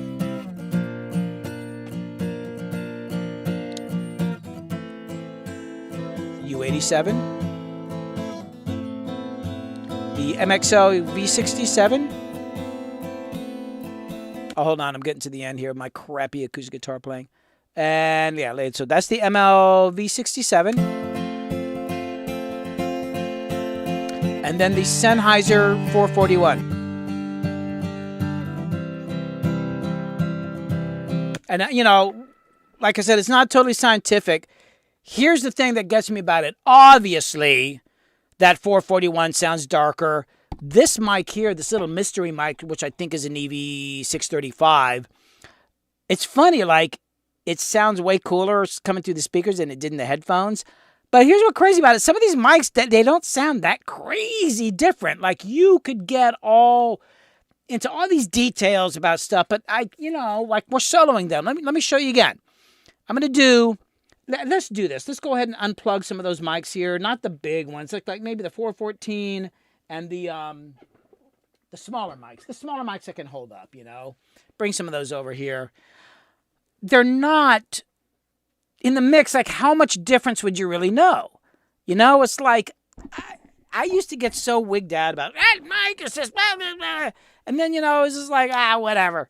You know, as long as the part's cool. I make my living at this, and everybody's like, you know, I'm supposed to be all like wigged out about my microphones and all that. But my God, man, you know, half the time when I'm recording, you know what mic I use? The one that's freaking hooked up. I'm not going to stop. If I've got an idea, I'm not going to suddenly stop and like, oh, I've got to dig out that, you know, my TLM 103. And that's another thing. I've got an old Neumann TLM 103 that I've had since like 83. And I used it. I don't use it for clients anymore. I only pull it out of the box when I'm working on my own stuff. So you might see it on some live streams. I don't even pull it out of the box for anything because it's my favorite mic in the whole world. And I'll probably show it on a live stream at some point. But let's go to this camera here. So, you know, it's just like, I think the most important thing is to capture the vibe. And I think the biggest mistake people make sometimes is when they're recording, they suddenly... They get so wigged about, like, oh my God, I'm using this mic instead of that mic. Like, go ahead and record it. If you don't get it, then cool, stop and you get the idea down and all that. And if you want to change mics, cool. But at that moment, excuse me, I got to do something. At that moment, if you capture that vibe, even if you're like, let's say you've got like a, I don't know, where's my SM57? Oh, here. Let's say this is what you got hooked up. I just want to get the idea down. If you capture that vibe, it's better to use this than, you know, this, you know, which is a nice AKG 414, or my freaking Neumann over there, you know, or let's pull off, hey, pull out that MXL V67. The green one? Yeah, just unplug and pull it out of there. You got to pinch the little shock mount thing. Mr. Grooves points out if you run them through the spectral EQ, you can see what the differences are. Oh. What, the spectral EQ? Well, I've actually, you know what? That's a really good idea. Hold on. I could also use a Pro Q3. Hold on. Yeah, let's do that. You love that Pro Q3. Pro Q3. And the funny thing is, I'm actually saying it properly, but if I'm making a video and I've got to talk about a Pro Q3, it suddenly becomes a It becomes a Well, you get the idea.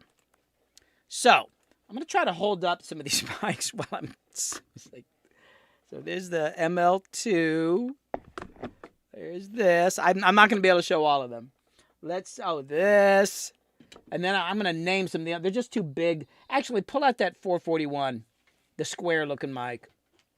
Just be careful with it. You may pull it off or just... Yeah, pull it off and just pull it out of the holder there. I'm not going to pull out the U87 and the Slate MO1. Just pull straight out. And the M149, they're too big to put here on the table. Plus, I don't want to mess them up. Okay, so we're going to start with... I'm going to solo up this acoustic. And, you know, the gain's not always the same. The volume isn't the same. I've got let's go to the mixer view here. Let me make my EQ thing here a little bigger. I think I can make it large. Oh, look at that. So, yeah, it's a good idea. Let's look at the frequency response. So we're going to start with this. I got to see what I'm working on here. All right, so here is, let me put it in loop. Here is this. Well, let me get where I should be starting. Okay. Here comes my great acoustic guitar player. That's this, AKG 414.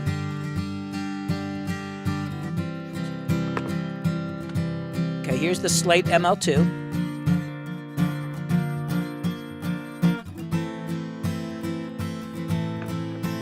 Now we're going to go to this DP1.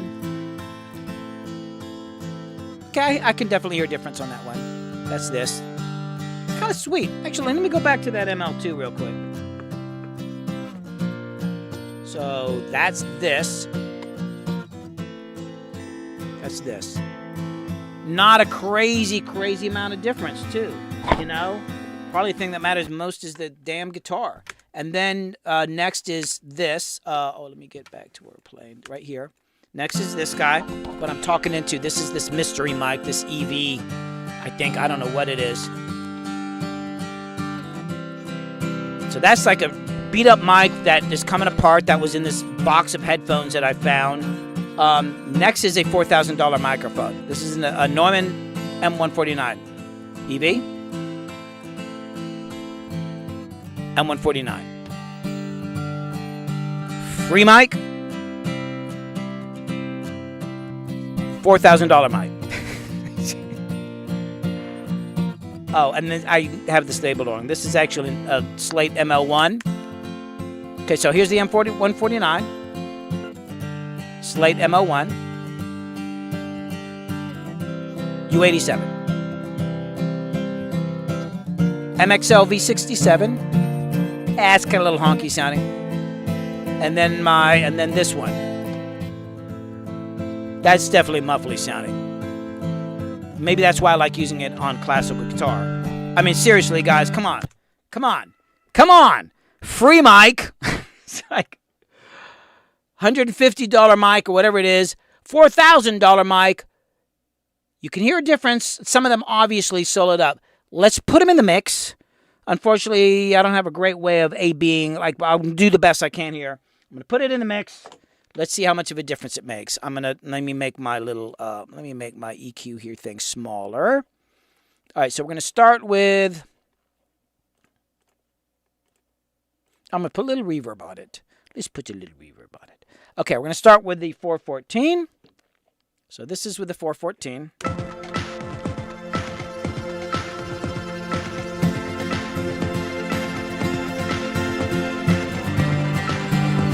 Okay. Now we're going to the ML2.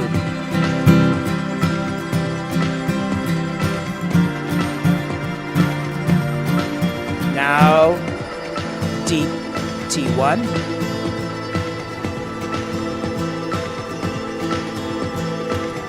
And then this guy, my talkback mic here, this is the EV.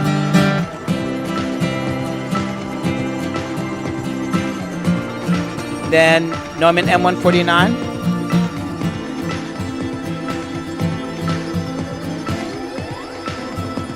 This is an ML1. Oh, here we go. And then a Neumann U87. Now an MXL V67. And then the Sennheiser 441. I mean, it's interesting. Yeah, you can hear the differences in the mix, but not as much. And what's crazy to me, I'm telling you, I love this mic here. This is the beat up. Look at this thing, man. I pulled this thing out of a box of broken headphones at this place where this guy was selling just a bunch of gear, and I found this in a box of broken headphones. He just gave it to me. It's a supposedly an EV interview like broadcasting mic people use on things, but it's not omnidirectional. Look, listen, look. It's very unidirectional. I had used something like this. I had used something like this in the studio in Nashville for vocals, and the guy used it specifically because it's super directional. So I think it might be that, but I can't tell because it's everything scratched off. I mean, look at the grill here. Hold on.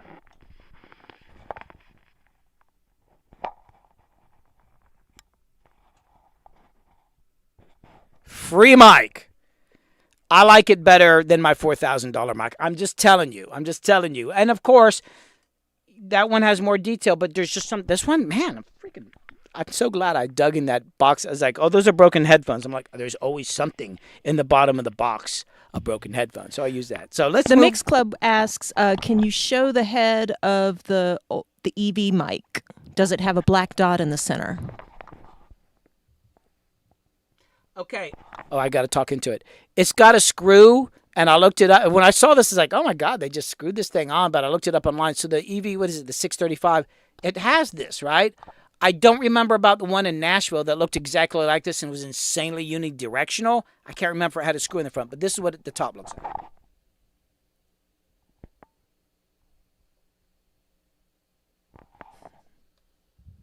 And, oh, let me look closer. Does that say 150 ohms on there? Yeah. So it says there's a little sticker on it that says 150 ohms. But the mic that everybody, like everywhere I look up, this is supposedly an omnidirectional mic, but this is not omnidirectional. This is super directional. Do you hear that? Yeah, hold on. I got to do something. Anyway, so if anybody knows what this mic is, there's a bit of speculation over on YouTube. Oh, I'm not seeing any YouTube chat, strangely enough. Oh, my YouTube chat's not. Are there people on YouTube? Yes, there's people over on YouTube. I don't know what's going on, dude. There's so much weird stuff going on. I'm just glad people are getting notifications on my Twitch. For a week, Twitch didn't work. My notifications, And now I'm not seeing any chat on YouTube. Mix Club says they had one. They had one of those. I don't even know where I got it. It was just in the pack one day. Yeah. You know what's funny? I'm almost kind of hesitant to say this because I think somebody's going to eventually claim it. But this mic, this Octava, it's a small diaphragm condenser. It was in the back of my guitar amp. So I have this guitar amp that B's using in the band. I'm in a band called Tokyo Teens, and B's the other guitar player. He popped in earlier. And it's an old Fender amp I had from the 80s when I was touring in bands. And it sat in the studio, leaned up against a wall for like 15 years or so. And then at some point when I was moving my pair, I pulled the amp out, and I was like, oh, there's some stuff in the back. And what was in the back was, this is so weird. This Octava mic was just sitting back there. And it's got this little... It's got this little attachment if you want to put like a 10 dB pad on it. It's a pretty cool mic. And also, this was in the back of the amp. Because it's an open back amp.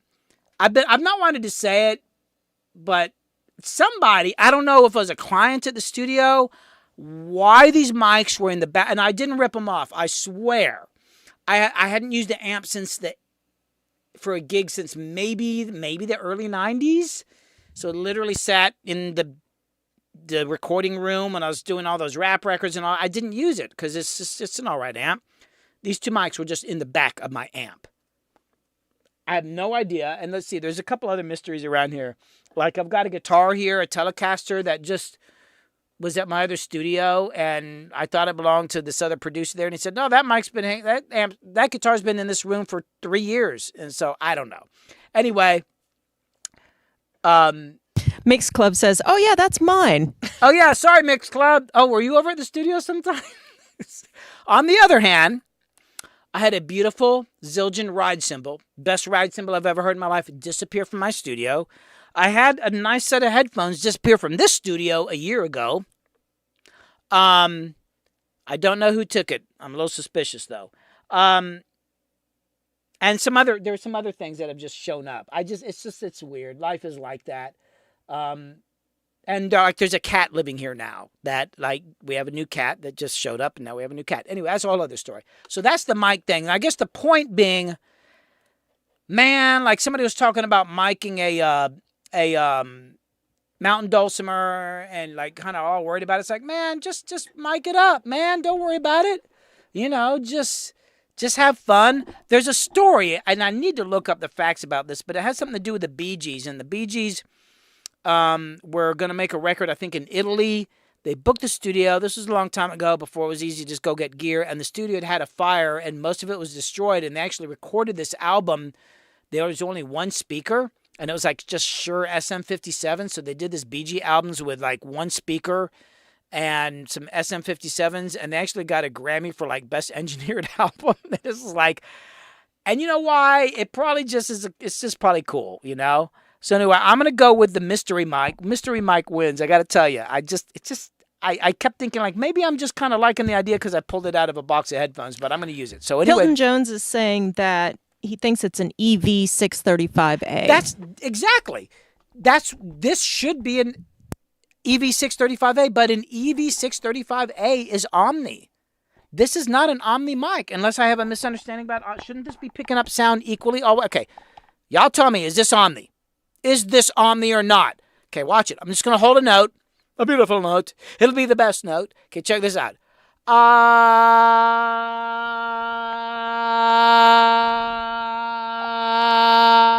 That is not Omni.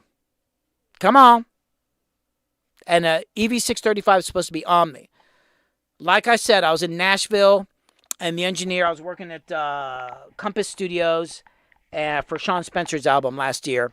And I said, I want something for his vocals because he's playing acoustic and singing at the same time. And he said, oh, this mic is super directional. You'll never even hear the acoustic, which is crazy because if you listen to the Pro Tools session, you can turn on his vocal mic and you can just hardly hear the acoustic even though he was holding it. And it looked just like this. So I thought it was that. But then when I looked it up, it's like, oh, it's supposed to be Omni. So if anybody's got any ideas, I'm curious as hell because the stickers are all worn off. And there's some stuff scratched into the side. Maybe Saxon 7 says maybe it's the dollar store Omni. It's definitely the dollar store Omni. Hold on. Well, I don't know if I should read what's scratched into the side because there's this agreement that I was not supposed to say where I bought this. It's not illegal. It's just, I think it's a long story. I didn't buy it. It was free. It was free. So I can say it. So it says H9AA audio department. But it was just like somebody scratched it in with a nail or something. All right, let's get to the toms. And then I've got to go because I'm way over my stream time here. This is the longest stream I've done in a while. Okay, so I've got these toms here. I'm gonna turn off most of them first. We'll solo them up and then we'll try them in the mix. And like I said, this is not scientific. They're all going through the Ghost console here. Let's show the Ghost console real quick. All the drum mics are coming through the Ghost. No EQ, no compression. But just be real. Let's. Well, the Black Magic's not working. Is the Black Magic working? Did we ever get? No, Black Magic's not working for some freaking reason. They're all kind of close together. It's not scientific, but hey.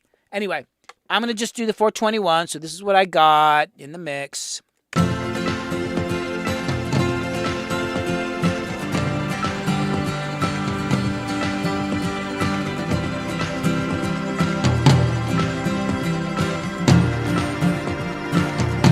Okay, so now that's what's going on. I'm going to solo up each one. God, I would like to show. Hey, let's pull off some of the mics. That 421.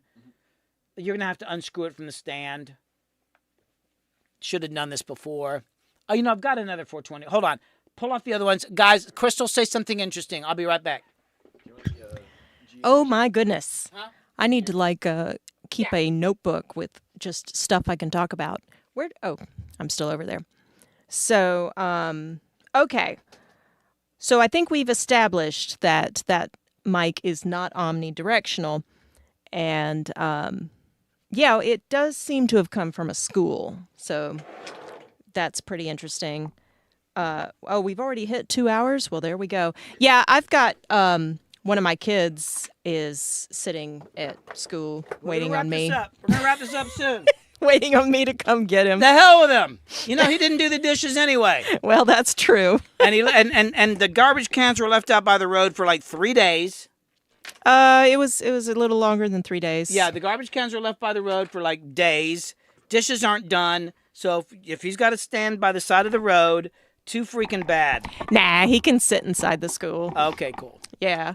And he's got a phone, you know? Who needs anything else? Sit there and play with Discord. Thanks, Saxon. It's not been quite the disaster. Although we did crack, the power went off. We were thrown off the air.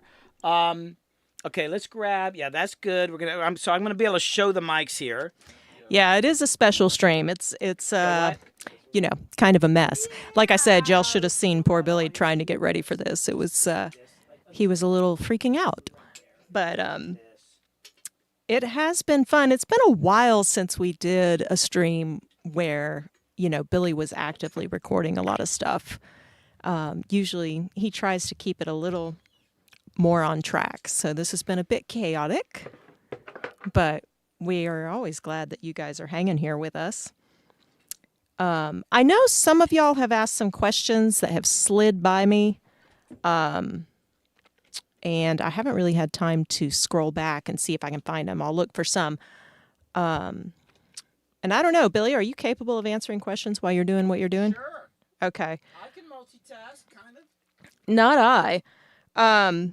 There was something. Somebody asked, how is the crew here Oh, you're not even listening. What? How is the crew here currently streaming your setup to Instagram? Okay, so I'm using OBS, and then there's a plugin in OBS called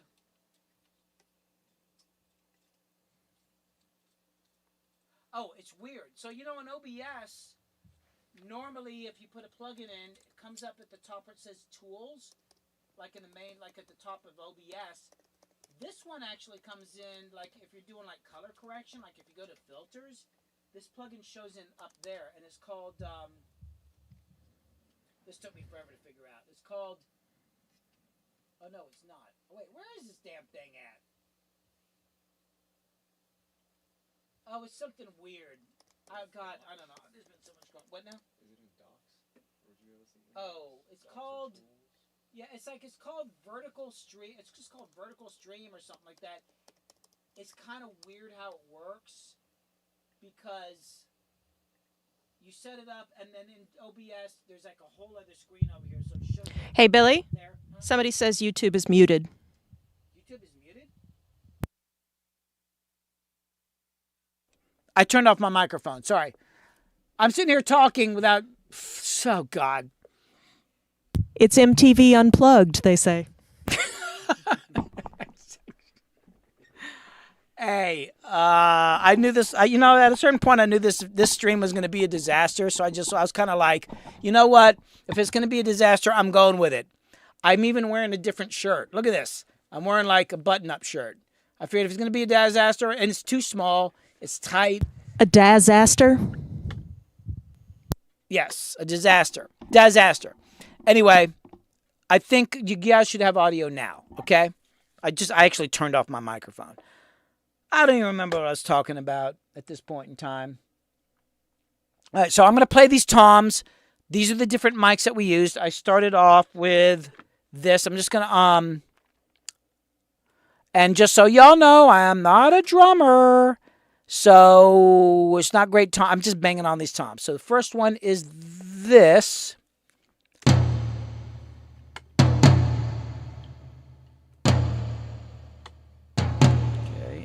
Next one. Okay, now is this. Ooh, I can hear the high end better. Ooh, hold on a sec. Okay, so that's that. Now,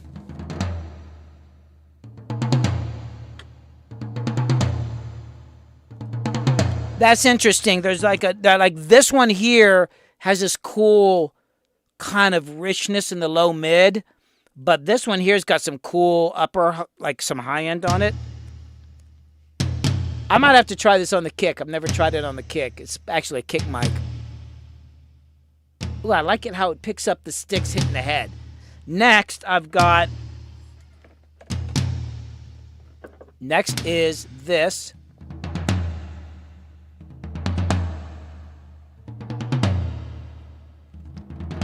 Where's the CAD?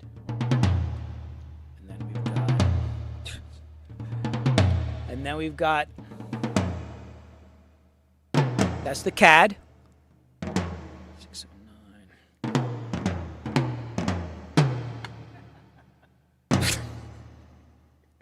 Okay. Sennheiser 609. Oh.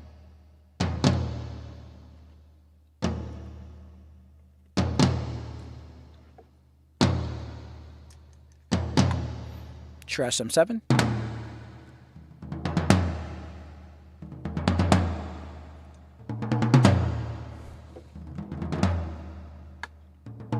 RE20. Whoa.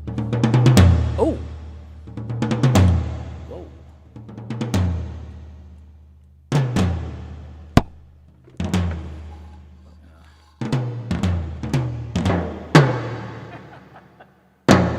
Wow.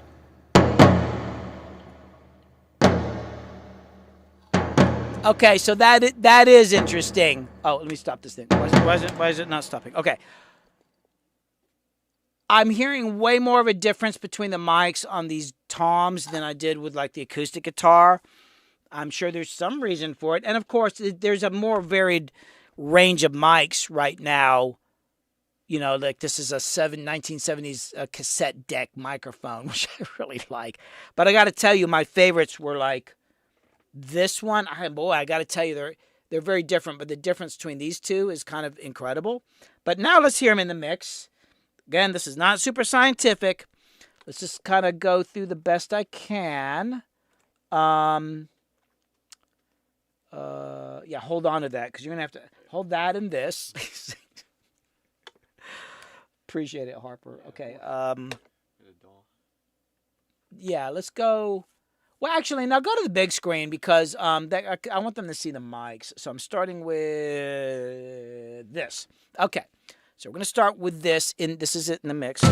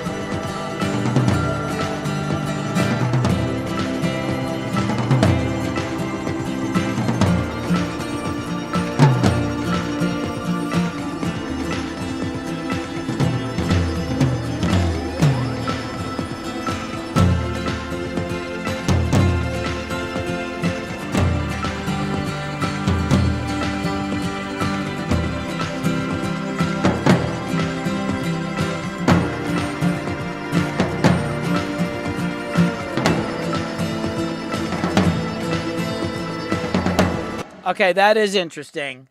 So my favorites are, I got to tell you, it's a huge toss-up between these two here. The Sennheiser 421 and the Audix D6.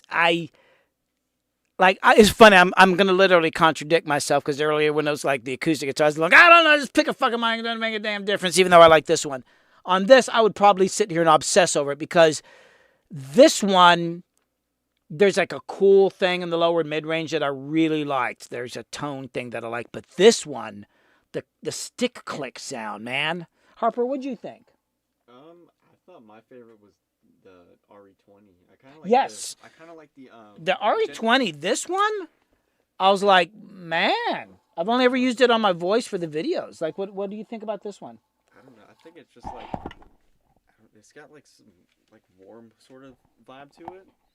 It seemed like more full spectrum Yeah. would be the best way. Because like this, where'd I put it? This is definitely scooped. There's shit you're not hearing in the mid-range. But and it depends on what's going on with the mix. Oh, yeah, Harper. So Casey, what Harper was saying was he just really liked the RE20. Basically what I was saying, I was kind of repeating what he said. So it just depends on what you want in the mix, like, and what you're thinking ahead. So sometimes when I'm doing big tom parts, I kind of just want to hear more of like this sticky, clicky sound because I got other shit going on. So that would be good for that. And I'm thinking I'm going to try this on kick drum in the future because I've been trying this on tom, not kick. But this thing is like this is the full spectrum of the tone. It's like really beautiful. This one was just kind of vibey. It's not as full spectrum, but it's just got, I don't know. And then I also liked, this is so funny, even though it sounds like crap, I kind of liked this, yeah, you like that too? The cassette deck mic. This is from the 70s. It belonged to I think my brother or sister. And I use this to like make drum loops. Like when I'm recording a drum kit, I'll put up all my expensive mics and all that, and then I throw this sucker up, and I record it just out in front of the drums, and I filter it a little bit, and there's my drum loop. And it's kind of funky because it's got this weird jack on it. So it's got like, it's like an 1/8 inch jack, and then it's got this thing here.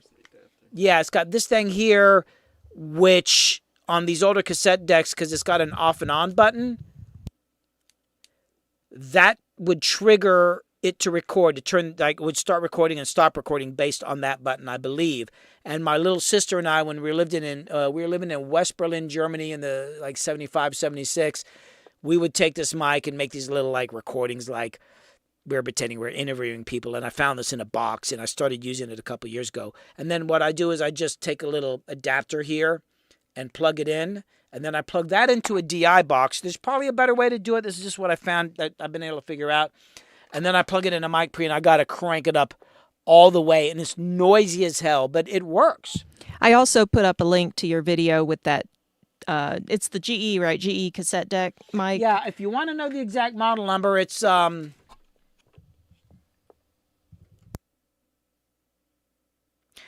my God. Harper, what does that say? It's okay. It's got under there. Here, hold on. I don't know what the model number is. This thing was probably made like in the early 70s. And Mr. Groove says a blend of one of the bassier mics and one or more of the brighter ones would sound really big grouped together. I believe it says IMP 500 ohm. There you go, folks. Look it up online. The IMP 500. Oh, my goodness. But, you know, I've got a bunch of mics like this, and I need to just do a stream with my crappy mics. I've got another one. Hey, can you go in that room? There's the Panasonic. It's the white one that my dad used in Vietnam. Is it on the... It might be on a stand, or it might be... Oh, no, I think it's laying over to the left. Hey, so Hilton Jones said 421 has a 5-position bass roll-off. Yes, it does. It does. I just usually keep it full on. And hey, Hilton Jones, I can't find your question that you were asking about. So if you don't mind, this is another one again. of these cheap mics. I was going to hook it up today. I just ran out of like, it was just too many channels. This is a Panasonic WM2048P. My dad used this when he was in Vietnam to record messages to my mom, and I found it again, and I use this sometimes on drums as well. This actually sounds surprisingly good, but similar thing where it's like an 1/8 inch jack, and I got to plug it into an adapter. I go into a D-box, direct box, and hook it up, and you know, it's like people go, "Oh, there's plugins for that." It's like, sure, man, but everybody's got the same plugin. But who's got a Panasonic WM28P? Huh? You know, this is a unique thing. So I'm into all that kind of stuff. So anyway, I know I've got to end the stream because I've gone way over. Kit has to go pick up Tap, who is stuck somewhere. He's waiting for us. So this has been fun, including the crash when the power went out, when Harper turned on the power amp. I've got too much gear running, so that's something else I got to think about. I'm realizing now I got to get my direct outputs on the board happening. that's the thing about these streams, even though it was a bit of a disaster and not everything went right. And of course, once again, my ambitions exceed my abilities. It's going to force me to I'm realizing, okay, I got a little more wiring. Here, let's show the board real quick. I got a little more wiring to do on this thing. I got to get my direct outs and all that happening. And I'm realizing, at first I was like, I don't know if I need direct outs. I'm like, you know what? Let's do it. I got the wiring. It's just a matter of sitting down and soldering it up to the patch bay. So anyway, thanks so much for everybody watching the stream, hanging out, coming back after the power crash, and me getting back online. It's been really awesome. I've had a good time. Hey, y'all, if I missed your question, come back next week. Sorry. Yeah, there was a lot going on today. Yeah, but the thing I was saying before the stream. Here it is. I was waiting on Hilton Jones. Oh. Do you use oversampling on your plugins? Yeah, typically when I go to a plugin, if there's something that says a higher number, I just put it there. I know that sounds kind of silly, but yes, my computer's so fast. If there's something like that, I'm just like, well, let's just run it to the top, and I'll fuck it up later, But thanks, Casey. And dude, I wanted to mention something about your cruising pictures. I've been so slammed, and I've seen the pictures you've been putting on Discord, and I was like, God damn, man, Casey's on a ship, and I'm stuck in the basement. But I'm glad you're back. I miss. So yeah, catch us over on Discord. Yeah, if you Crystal's gonna put up the Discord link if you want to just join my Discord, and yeah, it's been one hell of a day, but I actually do need to get working on another video, and I think I have to edit something for a client. So everybody, thanks so much for watching. I'll be back next Wednesday. Oh, now what I was gonna say is, I think next Wednesday I'm just gonna talk, so there'll be more Q&A. If you have any questions that didn't get answered, please come back next Wednesday. I think I've had enough of this, let's set up 1 million mics. I think next Wednesday we're just going to talk. And maybe I'll show some stuff. So if you got any questions, come back next Wednesday at 3 p.m. I'll be here. And that's it. I'm going to go get something to eat. Y'all have a good day. Thanks so much. I'll see you later.